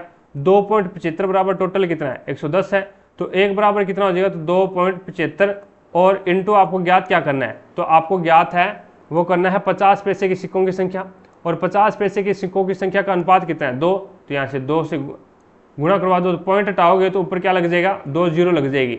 अब इसको काट लो 25 से काट लो, 25 चौका 100 और 25 से कम 25 और 25 से कम 25, 11 एकम 11, 11 धाया 110, और ये आ जाएगा आपके पास में 10 2 20, और 20 चौका कितने होते हैं भी 80, तो 20 चौका 80 होते हैं। तो आपका राइट आंसर क्या होगा, तो 50 पैसे के सिक्कों की संख्या कितनी है 80 है। 1 नंबर ऑप्शन है वो आपका राइट आंसर होगा। अगला क्वेश्चन देखो भी नेक्स्ट आपके सामने प्रश्नवाचक चिन्ह के स्थान पे क्या आएगा। अब 18 और 7 को आपस में जोड़ दो, 18 और 7 को आपस में जोड़ो, और 17 और 8 को आपस में जोड़ दो, मान बराबर ही आएगा। 18 और 7 कितने होते हैं, 18 और 7 है वो कितने होते हैं, तो 8 और 7 15 यानी 25 होते हैं। तो इसी प्रकार से 17 और 8 कितने होते हैं 25 ही होंगे। इसी प्रकार से 22 और 7 का आपस में योग करो, 22 और 7 का आपस में योग करोगे तो ये 29 हो जाएगा। इसी प्रकार से 14 प्लस में 19 ये भी आपका 29 हो रहा है, 14 प्लस में 15 29 हो रहा है। इसी प्रकार से 13 और 18 को जोड़ोगे तो ये आपके पास में 1 और ये आ जाए 31। तो अब 14 में से कितना जोड़ोगे 31 आ जाए, तो यहाँ पे 17 जोड़ना पड़ेगा आपको। तो आपका राइट आंसर क्या होगा, 3 नंबर ऑप्शन है वो आपका बिल्कुल राइट हो जाएगा। अगला क्वेश्चन देखो भी नेक्स्ट, न्यायाधीश है वो फैसला करता है तो कोच प्रशिक्षण देता है भी। न्यायाधीश है वो कोर्ट के अंदर क्या करता है, फैसला करता है, तो कोच है वो ग्राउंड के अंदर क्या करता है, प्रशिक्षण देता है, ट्रेनिंग देता है। 1 नंबर ऑप्शन आपका बिल्कुल राइट हो जाएगा। अगला क्वेश्चन देखो भी, भारत सरकार की किस योजना के उद्देश्य 100 दिनों के श्रम रोजगार की गारंटी देकर ग्रामीण क्षेत्रों में लोगों की आजीविका सुरक्षा को बढ़ाना, तो वो काम है मनरेगा का। किसका काम है, मनरेगा का है। 1 नंबर ऑप्शन आपका बिल्कुल राइट हो जाएगा। अगले क्वेश्चन पे चलता हूं, 64 नंबर क्वेश्चन देखो भी आपके सामने है। अब इसके अंदर आपको बोला गया भी निम्नलिखित में से कौन सा कर या फिर शुल्क जीएसटी के अंतर्गत नहीं आता, भी जीएसटी के अंतर्गत नहीं आता है। तो स्टाम्प शुल्क है ये जीएसटी के अंतर्गत नहीं आता।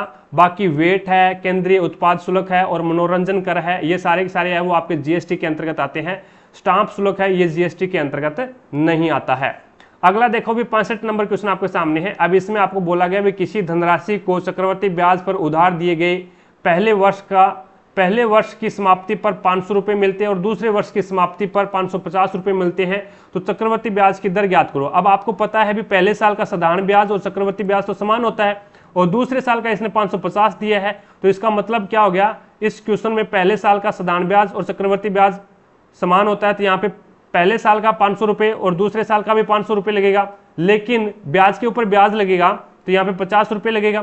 तो अब ये क्वेश्चन इस प्रकार से बन गया भी 50 है वो 500 का कितना प्रतिशत है, 50 है वो 500 का कितना प्रतिशत है, तो यहाँ पे अपन क्या है वार्षिक दर निकाल सकते हैं भी। पहले साल का चक्रवर्ती ब्याज 500 रुपये, दूसरे साल का 550 रुपये है, तो इस क्वेश्चन को इस प्रकार से करना पड़ता है आपको। देखो तकड़ी तौल से अगर आप करते हैं ना इसको, तो इस प्रकार से करते हैं, कोई राशि है यहाँ पे मैंने ये मान ली भी कोई राशि आपको पता नहीं है। अब पहले साल के लिए ब्याज 500 रुपये, दूसरे साल के लिए ब्याज है ये भी 500 रुपये, अब ये भी आपको पता नहीं है भी x प्रतिशत के ऊपर चल रहा है ये सिस्टम सारा का सारा, और यहाँ पे दूसरे साल के लिए आएगा ना वो आपका अंतर आएगा, वो क्या आएगा, अंतर आएगा ये कि 50, ये भी x प्रतिशत के ऊपर। अब ये 50 है वो 500 का कितना प्रतिशत है ये तो निकाल सकते हैं, 50 है वो 500 का कितना प्रतिशत है, तो यहाँ पे 2 जीरो से 2 जीरो कैंसिल, 5 से 5 आए 50, यहाँ पे 10% आपका क्या आ जाएगा, राइट आंसर आ जाएगा, जो कि 1 नंबर ऑप्शन बिल्कुल राइट हो जाएगा। अगला क्वेश्चन देखो भी नेक्स्ट आपके सामने है, निम्नलिखित में से कौन सी भारतीय वैज्ञानिकों द्वारा विकसित सुपर कंप्यूटर परम की श्रृंखला नहीं है। तो परम मित्र है ना, परम मित्र, ये परम की श्रृंखला नहीं है, बाकी परम 8000 है, परम ब्रह्म है और परम 8600 है, ये क्या है, सुपर कंप्यूटर के प्रकार हैं। आगे देखो भी नेक्स्ट आपके सामने है, केरल से गुजरने वाले अक्षांश तमिलनाडु से भी गुजरते हैं। केरल से जो गुजरने वाले अक्षांश है वो तमिलनाडु से भी गुजरते हैं। साथ साथ में क्लास को लाइक करते रहें और चैनल को सब्सक्राइब कर लें भी, पास में लगे बेल आइकन को जरूर दबा लें ताकि अपन जैसे ही नेक्स्ट वीडियो लेके आएँ तो उसका नोटिफिकेशन सबसे पहले आपके पास पहुँचे और आप तुरंत उसका लाभ उठा सको। ज़्यादा से ज़्यादा शेयर करना भी अपने सभी दोस्तों के साथ में ताकि सभी दोस्तों को क्लास का लाभ मिले। अब देखो भी एक आदमी की आय में पहले 20% की बढ़ोतरी होती है, एक आदमी की आय में पहले 20% की बढ़ोतरी होती है और बाद में 30% की बढ़ोतरी होती है, तो कुल प्रतिशत वृद्धि ज्ञात करनी है। अब 20% को फ्रैक्शन में चेंज करोगे तो 1/5, बी एकम बी 500, तो 1/5 और इसको फ्रैक्शन में चेंज करोगे तो ये आ जाएगा 3/10। अब देखो भी पहले साल में 5 और यहाँ पे 1 की वृद्धि होगी 6, दूसरे साल के अकॉर्डिंग देखें तो 10 और 3 की वृद्धि होगी 13, तो यहाँ पे 13 सिक्का 78 और 10 5 50, यानी पहले कितनी थी 50 मिलती थी और अब 78 मिलने लगी, तो इसका मतलब कितना बढ़ा दिया, तो इसका मतलब ये हो गया अभी इसने 28 बढ़ा दिया, कितने के ऊपर बढ़ाया 50 के ऊपर इंटू 100, तो यहाँ पे 50 से कम 50, 50 2 100 और 28 2 56 होते हैं, तो आपका राइट आंसर क्या होगा, 4 नंबर ऑप्शन बिल्कुल राइट हो जाएगा। भोटिया भारत के किस राज्य से संबंधित अनुसूचित जनजातियों में से एक है, तो वो है उत्तराखंड। भोटिया भारत के उत्तराखंड राज्य से संबंधित अनुसूचित जनजाति में से एक है, 1 नंबर ऑप्शन आपका बिल्कुल राइट हो जाएगा। निम्नलिखित में से किस पौधे को जड़, तना और पत्तियों से विभेदित नहीं किया जा सकता है, तो वो स्पाइरोगायरा को विभाजित नहीं कर सकते आप, 3 नंबर ऑप्शन है वो आपका बिल्कुल राइट हो जाएगा। अगला क्वेश्चन देखो भी नेक्स्ट आपके सामने है 71 नंबर क्वेश्चन। अभी इसके अंदर ऑप्टिकल डिस्ट्रीब्यूशन नेटवर्क क्या है, तो ये एक फिजिकल फाइबर है जो ऑप्टिकल डिवाइस जिसके माध्यम से सिग्नल को दूर संचार नेटवर्क में उपयोगकर्ताओं द्वारा विस्तृत किया जाता है। 2 नंबर ऑप्शन है वो आपका बिल्कुल राइट हो जाएगा। एक आपकी जानकारी के लिए मैं बता दूं, अगर कोई भी दोस्त ग्रुप डी की तैयारी कर रहा है तो ग्रुप डी के प्रीवियस ईयर के पेपर है वो मैंने आपको करवा रखे हैं, 2022 के अंदर है वो ग्रुप डी के 99 पारियों के अंदर पेपर हुए थे। टोटल है वो मैंने इसी चैनल के ऊपर आपको करवा रखे हैं, तो प्लेलिस्ट का लिंक मैं आपको डिस्क्रिप्शन बॉक्स में दे रहा हूं, तो वहां से जाकर के आप ग्रुप डी के अगर कोई तैयारी कर रहा है तो आप वहां से वीडियो देख सकते हैं भी। अभी इसके अंदर है वो असंगत, आपको बताना है कौन सा असंगत है, तो यहाँ देखो भी 7, 9, 22 और 15, उसके बाद में 2, 4, 25। अब ये इस प्रकार से नियम नहीं लगेगा इसमें, अब ये रहने दो लिखने के लिए। अब इसमें देखो यहाँ पे आपका BD YW, अब B का जो उल्टा होता है ना वो Y ये रहा, और D का उल्टा है वो ये W रहा। इसी प्रकार से F का उल्टा है वो U होता है भी, यानी फादर अंकल, और I का उल्टा है वो R होता है, इसी प्रकार से n का उल्टा m हो गया और आपका p का उल्टा है वो k हो गया। इसी प्रकार से यहाँ पे g का उल्टा है वो v नहीं होता, भी g का उल्टा भी t होता है, तो ये आएगा g का उल्टा तो t होता है और i का उल्टा है वो r होता है, तो ये आना चाहिए था यहाँ पे। तो इस प्रकार से ये आपका राइट आंसर हो जाएगा। 1 नंबर ऑप्शन है वो इसमें क्या है, असंगत है। अगला क्वेश्चन देखो भी, 24 सेंटीमीटर लंबाई, 16 सेंटीमीटर चौड़ाई और 16 सेंटीमीटर ऊंचाई वाले घनाभ को पिघाल करके 8 सेंटीमीटर भुजा वाले घन बनाए जा सकते हैं। तो कितने घन बनाए जा सकते हैं भी, ये आपको बताने हैं यहाँ पे कितने घन हैं। तो आपको पता है भी बड़े घन की, बड़े जो घनाभ दे रखा है उसका आयतन अपोन में छोटे घन का आयतन बराबर में क्या आ जाएगी, संख्या आ जाएगी। तो बड़े घनाभ का आयतन क्या होता है, लंबाई गुणा चौड़ाई गुणा ऊंचाई, और यहाँ पे घन का आयतन क्या होता है, तो भुजा की क्यूब होता है, तो 8 इंटू 8 इंटू 8 और बराबर संख्या बराबर ये क्या आएगी, संख्या आएगी। अब 8 एकम 8 8 तिया 24, 8 एकम 8 8 2 16, 8 एकम 8 8 2 16, 2 2 4 4 तिया 12। तो यहाँ पे क्या आ जाएगा, संख्या कितनी आ जाएगी, 12 आ जाएगी, जो कि 4 नंबर ऑप्शन आपका बिल्कुल राइट हो जाएगा। अगला क्वेश्चन ये करंट अफेयर का क्वेश्चन है। अभी नेक्स्ट 75 नंबर क्वेश्चन देखिएगा।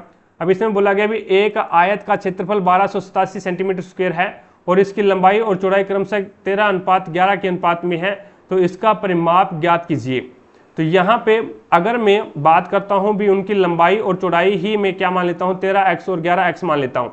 अब हमारे अनुसार तो उसका क्षेत्रफल कितना होना चाहिए, तो हमारे अनुसार उसका क्षेत्रफल ये लंबाई होगी, ये आपकी चौड़ाई होगी, विड्थ होगी। अब हमारे अनुसार तो उसका क्षेत्रफल है वो 13x इंटू और 11x होना चाहिए। 13x इंटू 11x बराबर में 1287।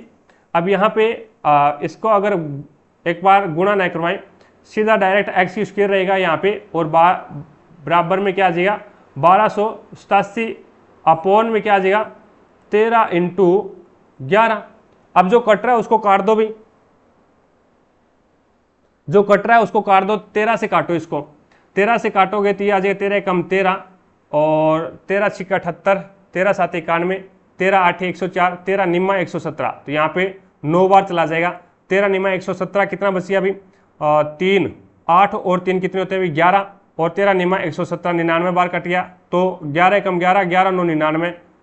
तो यहाँ पे x की स्क्वायर बराबर कितना आ गया 9, तो x बराबर कितना आ जाएगा, इसके ऊपर रूट लग जाएगा, तो यहाँ पे आ जाएगा आपके पास में 3, x का मान 3 आ गया। अब परिमाप ज्ञात करना है तो पहले आप लंबाई और चौड़ाई ज्ञात कर लो, क्योंकि लंबाई आपने 13x मान रखी है और चौड़ाई 11x मान रखी है, तो 13 3 39 और 11 3 33, तो इसकी ये लंबाई और ये चौड़ाई आ गई। अब यहाँ पे आपको पता है भी 2 आयत का परिमाप क्या होता है, 2 लंबाई प्लस में चौड़ाई होता है भी। अब 2 और लंबाई कितने 39 प्लस में 33, तो यहाँ पे 9 और 3 12, 1 और 3 3 6 और 1 7, 72 को 2 से डिवाइड मल्टीप्लाई करवाओगे, 2 2 4 2 7 14, 144 आ जाएगा। तो 144 सेंटीमीटर है वो आपका क्या आ जाएगा, इसका परिमाप आ जाएगा। अगला क्वेश्चन देखो भी, अगला क्वेश्चन है लेखक का कलम के साथ में, लेखक का कलम के साथ में वही संबंध है जो कि बावर्ची का कढ़ाई के साथ में होता है। बावर्ची एक प्रकार से हलवाई होता है, या फिर अपन ये बोल सकते हैं भी रसोइया होता है। जो कि लेखक है वो कलम से अपना कार्य करता है, तो उसी प्रकार से बावर्ची है वो अपना कढ़ाई से कार्य करता है भी बनाने का, ठीक है। कुक बनाने का जो कार्य है, फूड बनाने का, भोजन बनाने का जो कार्य है वो कढ़ाई से करता है। अगला क्वेश्चन देखो भी, नेक्स्ट आपके सामने है, निम्नलिखित में से कौन सा विकल्प राज्य विधानसभा विधायकों की संख्या के संयोजन के संदर्भ में गलत है। तो यहाँ पे दिल्ली 50 दिखा रखा है, ये गलत है अभी, ठीक है। राजस्थान 200, महाराष्ट्र 288 और उत्तराखंड है वो 700, सॉरी उत्तराखंड है वो 70। अगला क्वेश्चन देखो भी, नेक्स्ट आपके सामने है, इसमें आपको बोला गया भी कौन सा संदर्भ, निम्नलिखित में से कौन सा कथन भारत के बैंकों के संदर्भ में सही नहीं है। तो यहाँ पे भारतीय रिजर्व बैंक भारत का निजी बैंक है, निजी बैंक नहीं है अभी, ये सार्वजनिक बैंक है। निजी बैंक का मतलब होता है प्राइवेट बैंक। जो आरबीआई है वो प्राइवेट बैंक है क्या, आरबीआई है वो सार्वजनिक बैंक है, सभी का है ये। तो 4 नंबर ऑप्शन आपका बिल्कुल राइट हो जाएगा, ये है वो एक प्रकार से गलत है अभी, ठीक है। आगे देखो भी, नेक्स्ट आपके सामने है 79 नंबर क्वेश्चन, एक आयत का परिमाप 240 मीटर है, उसकी यदि इसकी लंबाई चौड़ाई से 3 गुनी है तो क्षेत्रफल ज्ञात करो। अब देखो भी परिमाप 240 दे रखा है आपको, और इसकी लंबाई है वो चौड़ाई से 3 गुनी है, तो यहाँ पे चौड़ाई है वो x मान लेता हूँ, तो लंबाई कितनी हो जाएगी 3x हो जाएगी। तो इसका क्षेत्रफल कितना हो जाएगा, हमारे अनुसार इसका क्षेत्रफल कितना हो जाएगा, तो 3x इंटू x, तो ये हो जाएगा 3x की स्क्वायर, 3x की स्क्वायर बराबर में 240, तो x बराबर में कितना आ जाएगा, तो 3 का इसमें भाग चला जाएगा, तो 3 एकम 3 3 8 24, तो यहाँ पे कितना आ जाएगा 80 आ जाएगा। कितना आ जाएगा भाई 80 आ जाएगा। सॉरी आपको क्या है, परिमाप दे रखा है, अभी आपको परिमाप दे रखा है 240, ठीक है। तो हमारे अनुसार ये तो आपकी क्या होगी, लंबाई होगी, और ये आपकी क्या होगी, विड्थ चौड़ाई होगी। अब हमारे अनुसार है वो उसका परिमाप कितना होगा, 2 लंबाई प्लस में चौड़ाई होता है भी। अब 3x और 4x कितने हो जाएंगे, 8x, 3x और x कितने हो जाएंगे, 4x, और 4 2 8x हो जाएंगे ये, क्योंकि 2 से बाहर गुणा होगा। तो 8x बराबर कितना हो जाएगा, 240। तो x बराबर कितना आ जाएगा, 30। x का मान कितना आ गया, 30। तो इसका क्षेत्रफल ज्ञात करना है। तो यहाँ पे x का मान ये 30 हो गया, और ये 30 तिया 90 हो गया। अब देखो भी इसकी लंबाई तो 90 सेंटीमीटर आ गई, या फिर 90 मीटर आ गई, चौड़ाई है वो 30 मीटर आ गई। तो अब इसका है वो आपको क्षेत्रफल ज्ञात करना है। तो लंबाई गुणा चौड़ाई होता है, तो 0 0 3 27, तो यहाँ पे 2700 मीटर स्क्वायर आपका राइट आंसर होगा। अगला क्वेश्चन देखो भी, हिना है वो 110 किलोमीटर पर घंटे की चाल से चलने वाली ट्रेन द्वारा एक निश्चित दूरी तय करती है, और वह 50 किलोमीटर पर घंटे की चाल से चलने वाली एक कार द्वारा समान दूरी तय करती है। आरंभिक बिंदु पर वापस लौटती है, पूरी यात्रा के दौरान है वो औसत चाल कितनी होगी। यहाँ पे क्या है, लंबाई समान है, जो दूरी है वो क्या है, समान है, समान दूरी है। तो यहाँ पे 2xy अपॉन में x प्लस में y, ये इसका औसत चाल का फॉर्मूला आ जाएगा। तो यहाँ पे x क्या है, पहली चाल, y क्या है, दूसरी चाल। तो यहाँ पे 2 और इंटू 110 इंटू 50, और यहाँ पे 110 में से 50 जोड़ोगे तो 160 हो जाएगा। 0 से 0 काट दो भी, 2 एकम 2, 2 8 16, और फिर 2 से काट दोगे तो 2 2 4, 2 चौके 8, 2 चौके 8, और ये हो जाएगा 25, 2 50। तो यहाँ पे हो जाएगा 25 से कम 25, 25 से कम 25 और 26, तो ये 265 अपॉन में 4 आ गया। तो 4 छिका 24, बच गया 2 25, और उसके बाद में 4 छिका 24, बच गया 2 25। हमने गुणा सही किया गया, 25 से कम 25 और नहीं, 25 से कम 25, बच गया 2, 25 से कम 25 और 2 27 होते हैं अभी। तो यहाँ पे 4 छिका 24, बच गया कितना, 3 35, 4 8 32, बच गया कितना, 3 30, 4 7 28, बच गया कितना, 2 20, 4 5 20। तो 68.75 किलोमीटर पर घंटा आ जाएगा। तो उसकी औसत चाल है वो 68.75 किलोमीटर पर घंटा आ जाएगी, जो कि 2 नंबर ऑप्शन आपका बिल्कुल राइट हो जाएगा। निम्नलिखित में से कौन सा पौधा थैलोफाइटा नहीं है। तो यहाँ पे फ्यूनेरिया है ना, ये थैलोफाइटा के अंतर्गत नहीं आता भी, फ्यूनेरिया है वो थैलोफाइटा के अंतर्गत नहीं आता है। तो 3 नंबर ऑप्शन है वो आपका राइट आंसर होगा। थैलोफाइटा समूह है वो समूह होता है जिसके अंदर है वो एक प्रकार से अपन बात करते हैं भी, जिसके जड़, तना और पत्ती के अंदर है वो विभेद नहीं किया जाता, अलग नहीं किया जाता, वो आपका थैलोफाइटा के अंतर्गत आता है। अगला 82 नंबर क्वेश्चन देखो भी, इसरो के प्रथम अध्यक्ष कौन थे। तो डॉक्टर विक्रम साराभाई, डॉक्टर विक्रम साराभाई है वो इसरो के प्रथम अध्यक्ष थे। 1 नंबर ऑप्शन आपका बिल्कुल राइट हो जाएगा। अगला क्वेश्चन है, जलियांवाला बाग हत्याकांड में अहम भूमिका के कारण माइकल फ्रांसीसी ओडायर की हत्या किसके द्वारा की गई थी। तो ये अपने उद्यम सिंह थे भाई, उद्यम सिंह थे जिन्होंने यहाँ पे क्रोध में आकर के जो जलियांवाला बाग हत्याकांड हुआ था उसका बदला लेने के लिए माइकल फ्रांसीसी ओडायर की हत्या कर दी गोली मार करके। बढ़िया काम किया भाई। तो यहाँ पे 4 नंबर ऑप्शन आपका बिल्कुल राइट हो जाएगा। अगला क्वेश्चन देखो भी, निम्नलिखित में से कौन सा दक्षिणी अमेरिकी देश स्थलरुद्ध देश है। तो वो पराग्वे हो जाएगा भाई। निम्नलिखित में से कौन सा दक्षिण अमेरिकी देश स्थलरुद्ध देश है। तो वो आपका पराग्वे हो जाएगा। 2 नंबर ऑप्शन आपका बिल्कुल राइट हो जाएगा। अगला है, निम्नलिखित में से किस संगठन का मुख्यालय सुमेलित नहीं है। तो यूनिसेफ का मुख्यालय है वो न्यूयॉर्क के अंदर है, बिल्कुल सही बात है। विश्व बैंक का मुख्यालय वो वाशिंगटन के अंदर है, और नाटो का जो मुख्यालय वो ब्रुसेल्स के अंदर है। नाटो का मुख्यालय ब्रुसेल्स के अंदर, विश्व बैंक का मुख्यालय वो वाशिंगटन के अंदर है, और यूनिसेफ का मुख्यालय है वो न्यूयॉर्क के अंदर है। अगला क्वेश्चन देखो भी, अब यहाँ पे आपको ज्ञात क्या करना है, आपको ज्ञात ये करना है भी टोटल यात्रियों की संख्या कितनी है, 40 है। कुल यात्रियों की संख्या 40 है, और सभी यात्रियों का औसत वजन आपको ज्ञात करना है। तो अब इसके अंदर है वो नंबर ऑफ पैसेंजर दे रखे हैं 4 है, और उनका क्या है 90 किलो वजन है। तो टोटल वजन कितना हो जाएगा वो देख लो। तो यहाँ पे 90 × 4, 90 × 4 तो ये आ जाएगा 360, 15 × 60 तो ये आ जाएगा 15 सिक्का 90 यानी 900, और 6 × 75, 5 सिक्का 30, 3 और 6 7 42, 42 और 3 कितने होते हैं अभी, 42 और 3 45। उसके बाद में ये आ जाएगा 5 इंटू 78, 5 8 40, 4 और 5 35, 5 7 35, 35 और 4 39।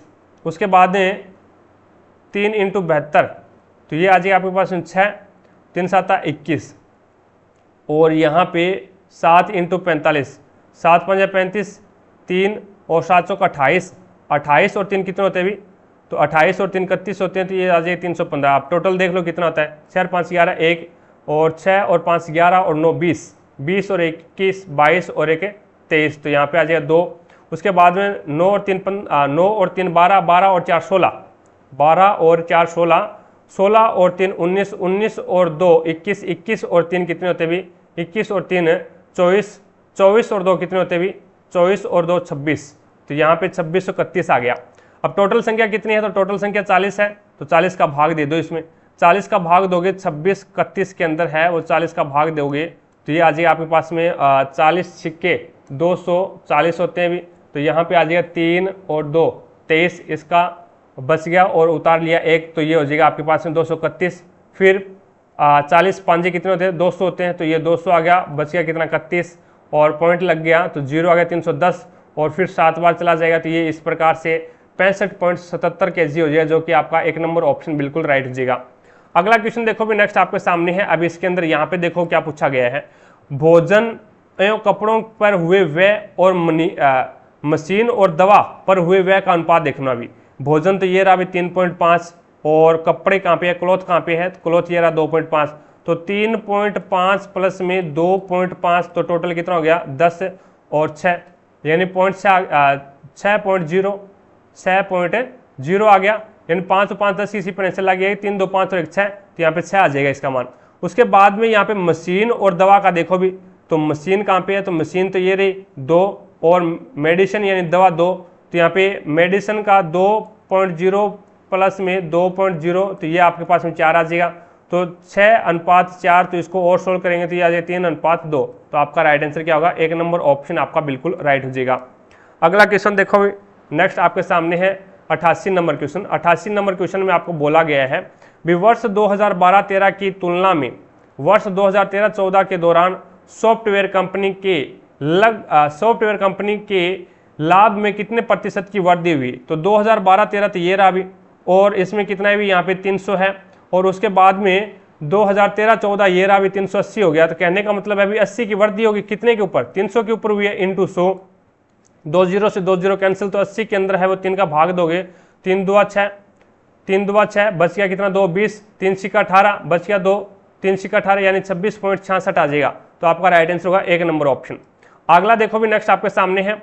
अब इसके अंदर पूछा क्या गया है, यहाँ पे पूछा गया है भी वर्ष 2014 से 2016 की अवधि के दौरान कंपनी एक्स के औसत उत्पाद, तो यहाँ पे एक्स कौन सी है, ये हरे रंग वाली है, तो 2014 से लगना 1 2 और 3 16 तक, तो 40 प्लस में 50 प्लस में 40 50 और 35, तो ये आपके पास में कितना आ जाएगा 90 90 5 और 9 और 3 12 125 हो गया टोटल।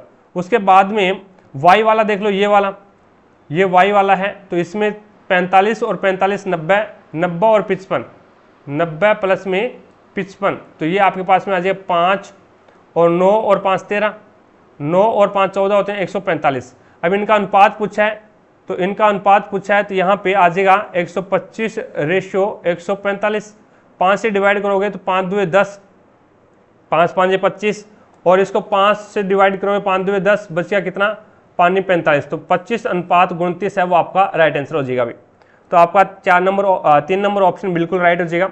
अगला क्वेश्चन देखो भी, नीचे दी गई 4 संख्याओं में से 3 संख्या किसी तरीके से समान है और उनमें से एक असंगत है, ये आपको बतानी है। अब देखो भी 4 यानी पहली संख्या देखो, 4 का स्क्वायर कितना है 16 लिख रहा है, 7 का स्क्वायर देखो भी 49 लिख रहा है, और यहाँ पे 8 का स्क्वायर कितना लिख रहा है 64 लिख रहा है, लेकिन ये देखो भी 4 का यहाँ पे 63 लिख रहा है, तो ये गलत हो जाएगा भी, 4 का स्क्वायर 16 होता है, जो कि 3 नंबर ऑप्शन है वो आपका बिल्कुल राइट हो जाएगा। आगे देखिएगा नेक्स्ट आपके सामने है 91 नंबर क्वेश्चन। इसमें बोला गया है भी कंपनी ए उन लोगों की संख्या को दर्शाती है जो कोका कोला पीते हैं। कंपनी बी उन लोगों की संख्या को दर्शाती है जो पेप्सी पीते हैं। कंपनी सी और डी है वो उन लोगों को संख्या को दर्शाती है जो क्रमशः स्प्राइट और फेंटा पीते हैं। तो कितने लोग हैं वो पेप्सी और स्प्राइट दोनों पीते हैं परंतु फेंटा नहीं पीते। अब फेंटा किस में आ जाएगा, तो फेंटा डी के अंदर आ जाएगा। तो फेंटा डी के अंदर आ जाएगा तो इसके अंदर नहीं आना चाहिए, भी इसके अंदर है वो नहीं आना चाहिए, यानी बी और सी दोनों के अंदर कॉमन आना चाहिए। तो बी और सी दोनों के अंदर कॉमन आ रहा है, वो आपका ये आ रहा है, बी और सी के अंदर है वो कॉमन है, वो आपका एक आ रहा है। तो यहाँ पे आपका राइट आंसर क्या होगा, 1 नंबर ऑप्शन बिल्कुल राइट हो जाएगा। 92 नंबर क्वेश्चन देखो भी आपके सामने है। अब इसके अंदर है वो आपको प्रश्नवाचक स्नेह के स्थान पे बताना है क्या आएगा। तो 6 से 1 जोड़ दिया 7, फिर 4 जोड़ दिया 11, और फिर 9 जोड़ दिया 20, और फिर 16 जोड़ दिया। अब 25 जोड़ दो भी, 36 में 25 जोड़ोगे यानी 1 की स्क्वायर जोड़ रहा है, फिर 2 की स्क्वायर, फिर 3 की स्क्वायर, फिर 4 की स्क्वायर, फिर 5 की स्क्वायर। तो 6 और 5 11, और 3 2 5 और 6, तो 61 आपका इसमें बिल्कुल राइट हो जाएगा। अगला क्वेश्चन देखो भी नेक्स्ट आपके सामने है, अंग्रेजी वर्णमाला के 12वें अक्षर के दाईं ओर 8वां अक्षर कौन सा होगा। तो अंग्रेजी वर्णमाला के 12वें अक्षर के दाईं ओर, तो अंग्रेजी वर्णमाला में 12वां अक्षर कौन सा होता है भी, तो 12वां अक्षर है वो आपका एल होता है, और उसके दाईं ओर 8वां एल 12 पे आता है, और दाईं ओर 8वां, तो इसमें प्लस 8 कर दो भी, तो 12 और 8 कितने होते हैं 20, तो 20वां कौन सा हो जाएगा फिर टी हो जाएगा। तो आपका राइट आंसर क्या होगा, 1 नंबर ऑप्शन हो जाएगा। आगे देखो भी नेक्स्ट आपके सामने है, अब इसको DAISY, अब इसको क्या लिख रहा है, ये लिख रहा है CYFOT। अब यहाँ पे -1 कर दिया, -2 कर दिया, और -3 कर दिया, -4 कर दिया, और -5 कर दिया। अब इसमें लगा दो, -1 करेगा तो आपका Q आ जाएगा, -2 करेगा 15 में से 2 जाएगा तो 13 M, और -3 करेगा तो ये आ जाएगा आपके पास में एक प्रकार से 19 में से P, ठीक है, और फिर -4 करेगा तो आ जाएगा A, तो OMPA, तो आपका राइट आंसर होगा 3 नंबर ऑप्शन। आगे देखो भी नेक्स्ट आपके सामने है, अब इसमें प्रश्नवाचक स्नेह के स्थान पे बताना है भी यहाँ क्या आएगा। तो अब इन सभी को 12 और 6 कितने होते हैं अभी, 12 और 6 18 होते हैं, और 18 में से 3, यानी ये नीचे वाले को तो जोड़ दो और ऊपर वाले को क्या करना है, आपको घटाना है। ऊपर वाले को घटा दो, बीच वाली संख्या आ रही है 18 और 3 21, 21 में से 6 माइनस कर दो तो 15 बचेगा। इसी प्रकार से 12 और 15, 12 और 13 आपस में जोड़ोगे तो ये 25 हो जाएगा, और फिर इसमें से 5 माइनस करना है, तो आपका राइट आंसर क्या होगा 20। आगे देखो भी नेक्स्ट आपके सामने है 96 नंबर क्वेश्चन। अब इसके अंदर है वो FREE को क्या लिख रहा है, ये IUHH लिख रहा है। अब यहाँ पे देखो भी कौन सा नियम लागू कर रहा है, तो I यानी आई, ये रहा भी, I का उल्टा R होता है और F का उल्टा U होता है। इसी प्रकार से E का उल्टा H होता है और E का उल्टा H होता है। इसी प्रकार से ट्री को देखो भी इसने क्या लिखा है, TREE। अब यहाँ पे इसको WUHH लिख रहा है। अब यहाँ पे R को इस प्रकार से लिखा है इसने भी, एक प्रकार से इसके अंदर है वो यहाँ पे अगर अपन बात कर रहे हैं, क्रॉस कोडिंग तो नहीं चल रही भी, इसमें क्रॉस कोडिंग तो नहीं चल रही है। तो यहाँ पे अगर अपन बात करते हैं तो पहले क्या किया इसने, प्लस 6 और 3 9, 6 और 3 9, प्लस में 3, प्लस में 3, प्लस में 3, यानी 3 3 जोड़ रहा है भी, सभी में क्या है 3 3 जोड़ रहा है। 20 में 3 जोड़ा 23, 18 में 3 जोड़ा 21, 5 में 3 जोड़ा 8, 5 में 3 जोड़ा 8। तो इसी प्रकार से MORE, अब इसमें 3 जोड़ेगा, 13 और 3 16, 15 और 3 18, और 18 और 3 21, और 5 और 3 8, तो यहाँ पे आ जाएगा H। तो आपका राइट आंसर क्या होगा, 2 नंबर ऑप्शन है वो आपका बिल्कुल राइट हो जाएगा। अगला क्वेश्चन देखो भी नेक्स्ट आपके सामने 97 नंबर क्वेश्चन। 97 नंबर क्वेश्चन में अब इसके अंदर है वो 16 को और 8 को आपस में मल्टीप्लाई करवा दो, बीच वाली संख्या आ रही है। इसी प्रकार से 14 को और 9 को आपस में गुणा करवा दो, बीच वाली संख्या आ रही है। तो 16 और 5 को आपस में गुणा करवाओगे, 16 5 80, तो यहाँ पे आ जाएगा 80, जो कि आपका राइट आंसर है वो 4 नंबर हो जाएगा। अगला क्वेश्चन देखो भी नेक्स्ट आपके सामने है। अब इसके अंदर है वो ए के बाहर क्या है, एक ही सर्कल है, ए के बाहर है वो एक ही रिंग है, तो इसका मतलब ए का स्क्वायर कर दिया यानी दुगना कर दिया। बी के बाहर है वो 2 सर्कल है, बी के बाहर 2 रिंग है, तो 2 रिंग है तो इसका डबल करोगे तो यहाँ पे बी की पावर 4 कर दिया।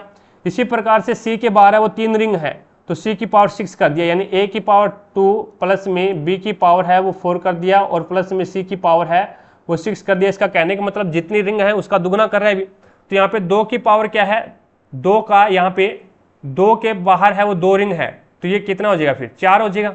2 के बाहर अगर 1 रिंग होती है तो दुगना करते हैं अभी, तो यहाँ पे 2 के बाहर 2 रिंग है तो 4 कर दो, और फिर प्लस में 1 के बाहर कितनी रिंग, अभी 1 के बाहर कितनी रिंग हो, कितना ही पावर लगा दो, 1 ही रहेगा वो, ठीक है। और उसके बाद में 4 के बाहर है वो 3 रिंग है, तो 4 के पावर है वो 6 कर दो आप, तो 2 की पावर 4 कितनी होती है 16, प्लस में 1 प्लस में 4 की पावर 6 कितनी होती है 1 2 3 4 5 6, तो यहाँ पे हो जाएगा 2 2 4 4 2 8 8 2 16 16 सॉरी 4 4 चौके 16 16 चौके 64 और 64 चौका 256, और 256 चौका कितने होते हैं भी 256 चौका 4 4 की 24 2 और 20 और 2 22 2 और 8 और 2 1024, और 1024 चौका कितने होते हैं भी 4 चौका 16 4 2 8 और 1 9 और 0 और 4 एकम 4, तो 40 96 होते हैं अभी, यानी 4 की पावर है वो 6 है तो 40 96 होगा। 40 96 में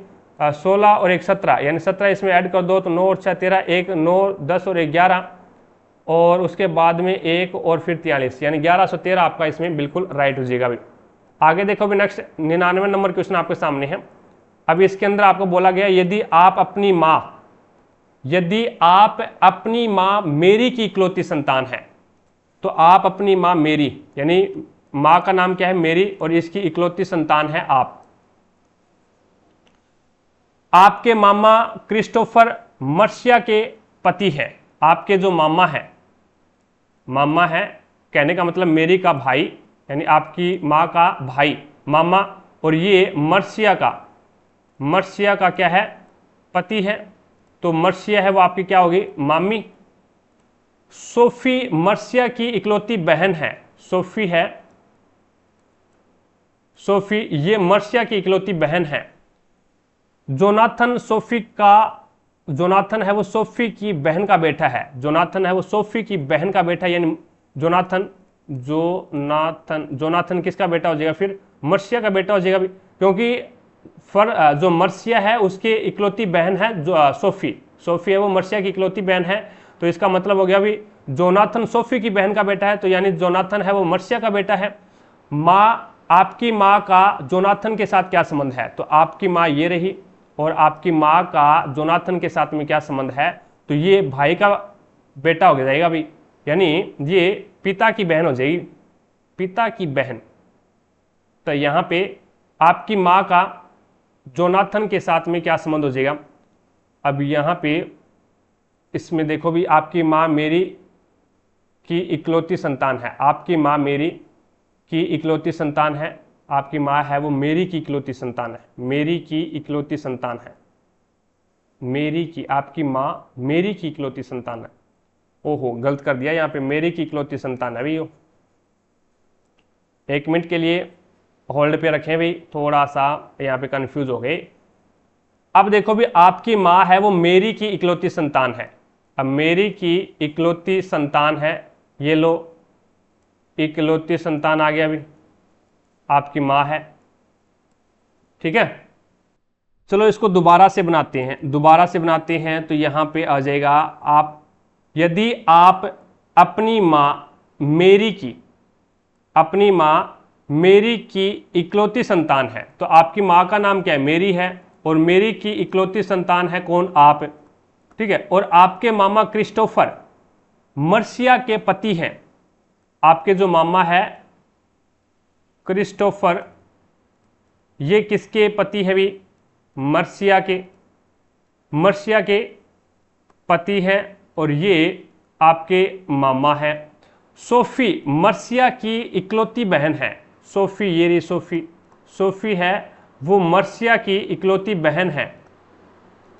जोनाथन सोफी की बहन का बेटा है, सोफी की बहन कौन हो जाएगी फिर मर्सिया हो जाएगी, और सोफी की बहन का बेटा है, सोफी की बहन का बेटा है वो कौन है, ये रहा जोनाथन है वो सोफी की बहन, यानी मर्सिया का बेटा हो जाएगा भी।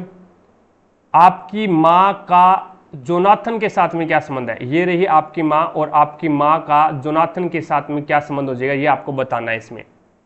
तो सही बात है अभी यहाँ पे ये क्या हो जाएगा अभी, ये एक प्रकार से अगर अपन आपकी माँ की तरफ से देखें ना, तो ये लगेगा ये आपके माँ के भाई का बेटा हो जाएगा, ये आपकी माँ के भाई का बेटा हो जाएगा। और जोनाथन की तरफ देखिए ना, तो जोनाथन के पिता की बहन हो जाएगी, जोनाथन के पिता की बहन। तो यहाँ पे आपका राइट आंसर क्या होगा, 1 नंबर ऑप्शन हो जाएगा भाई। तो आपकी माँ का जोनाथन से क्या संबंध है, तो ये पिता की बहन हो जाएगी, या फिर अपन एक प्रकार से बुआ भी बोल सकते हैं। ठीक है, आगे देखो भी 16 नंबर क्वेश्चन आपके सामने है। इसने बोला है भी सभी आलू लहसन है, सभी ए से आलू है वो सारे के सारे किस में आएंगे, लहसन के अंदर आएंगे। तो ये लो लहसन, एल से लहसन हो गया। और कुछ लहसन है वो सेब है, कुछ लहसन सेब है, और कुछ आलू सेब नहीं है, कुछ है वो आलू सेब नहीं है। तो इसका मतलब कुछ आलू है वो सेब है भी। तो इस प्रकार से ये आपका सेब वाला कट हो जाएगा। ठीक है, अब देखो भी इसमें कुछ आलू सेब है, कुछ लहसन सेब है क्या, तो कुछ लहसन वाले को काट रहा है क्या, सेब वाला, तो कुछ लहसन सेब हो गया, और कुछ जो आपके आलू है वो सेब हो जाएगा। अब इसमें निष्कर्ष देखो कौन कौन से सही है इस डायग्राम के अकॉर्डिंग। पहला है कुछ सेब आलू नहीं है किंतु वे लहसन है। अब यहाँ पे देखो भी इसने पूछा क्या है, कथनों का पालन नहीं करता है वो पूछा। ठीक है, तो यहाँ पे कुछ सेब आलू नहीं है, एच से सेब है वो आलू नहीं है, एल से आलू नहीं है, किंतु वे लहसन है, यानी किंतु वे लहसन है। तो यहाँ पे आपका लहसन वाला जो आलू वाला डायग्राम है ना, वो आलू वाला ये जो ब्लैक कलर का किया है मैंने, ये आलू के अंतर्गत आ जाएगा। और जो आपका ये लहसन के अंतर्गत आ रहा है वो आपका ये लहसन के अंतर्गत आ रहा है। तो अब इसने ये बोला है भी कुछ सेब है वो आलू नहीं है, कुछ सेब आलू नहीं है भी, कुछ सेब है वो आलू नहीं है, क्योंकि ये जो बाकी बच गया, ये जो बाकी बच गया ना वो क्या है, न तो आलू है और न सेब है, सही बात है। किंतु वे लहसन है, किंतु वे क्या है, लहसन है, तो लहसन वाले के अंतर्गत भी आ रहा है, बिल्कुल सही बात है। सभी लहसन या तो सेब है या आलू है, ये हो सकते हैं क्या, सभी लहसन, सारे के सारे सभी लहसन या तो सेब हैं, सारे के सारे लहसन या तो सेब हैं या फिर आलू है, तो ये गलत हो जाएगा भी। यानी सभी लहसन है या तो सेब है, सेब तो क्या पता लहसन हो सकता है लेकिन आलू नहीं हो सकता, क्योंकि सारे के सारे आलू है वो लहसन के अंदर आ रहे हैं, तो ये डायग्राम सही नहीं बनेगा, फिर ये गलत हो जाएगा। कुछ सेब लहसन है, तो कुछ आपका जो सेब है वो लहसन वाले को काट रहा है क्या, बिल्कुल सही है, अभी ये काट रहा है, ये रहा। ठीक है, और उसके बाद में ये सही है। और कुछ लहसन न तो सेब है और न ही आलू है, जो बाकी जो बच गया ना, ये बाकी जो बच गया ये न तो लहसन है और न ही आपके आलू है। ठीक है, कुछ लहसन न तो सेब है, कुछ लहसन की बात कर रहा है, ये कुछ लहसन की बात कर रहा है। तो यहाँ पे कुछ लहसन न तो सेब है, ये जो बच गया ना ये लहसन आपका न तो सेब है और न ही आलू है, इट्स ओके। तो यहाँ पे ये बात भी बिल्कुल सही बात है। तो यहाँ पे आपका 2 नंबर ऑप्शन है वो बिल्कुल राइट हो जाएगा भाई। तो इस प्रकार से हमने एक पेपर और सोल्व किया। आई होप आपको प्रत्येक क्वेश्चन समझ में आया होगा। अगर फिर भी कोई भी क्वेश्चंस में आपको डाउट लगती है तो मुझे कमेंट सेक्शन में कमेंट करके जरूर बताएं, आपके डाउट को क्लियर किया जाएगा। क्लास पसंद आई है तो दिल से लाइक, ज़्यादा से ज़्यादा शेयर करें अपने सभी दोस्तों के साथ में, ताकि सभी दोस्तों को क्लास का लाभ मिले, उन्हें भी पता लगे भी रेलवे एनटीपीसी में किस लेवल के क्वेश्चन आते हैं और उसे कैसे सोल्व करते हैं। तो आज की क्लास में इतना ही। नेक्स्ट जो हमारी क्लास रहने वाली है वो रहेगी 8 जनवरी 2021 को, 8 जनवरी 2021 को जो 3 बजे पेपर हुआ था, उस पेपर को अपन नेक्स्ट क्लास में कवर करने वाले हैं। तो आज की क्लास में इतना ही, मिलेंगे अपन नेक्स्ट क्लास में, तब तक के लिए जय हिंद, जय भारत।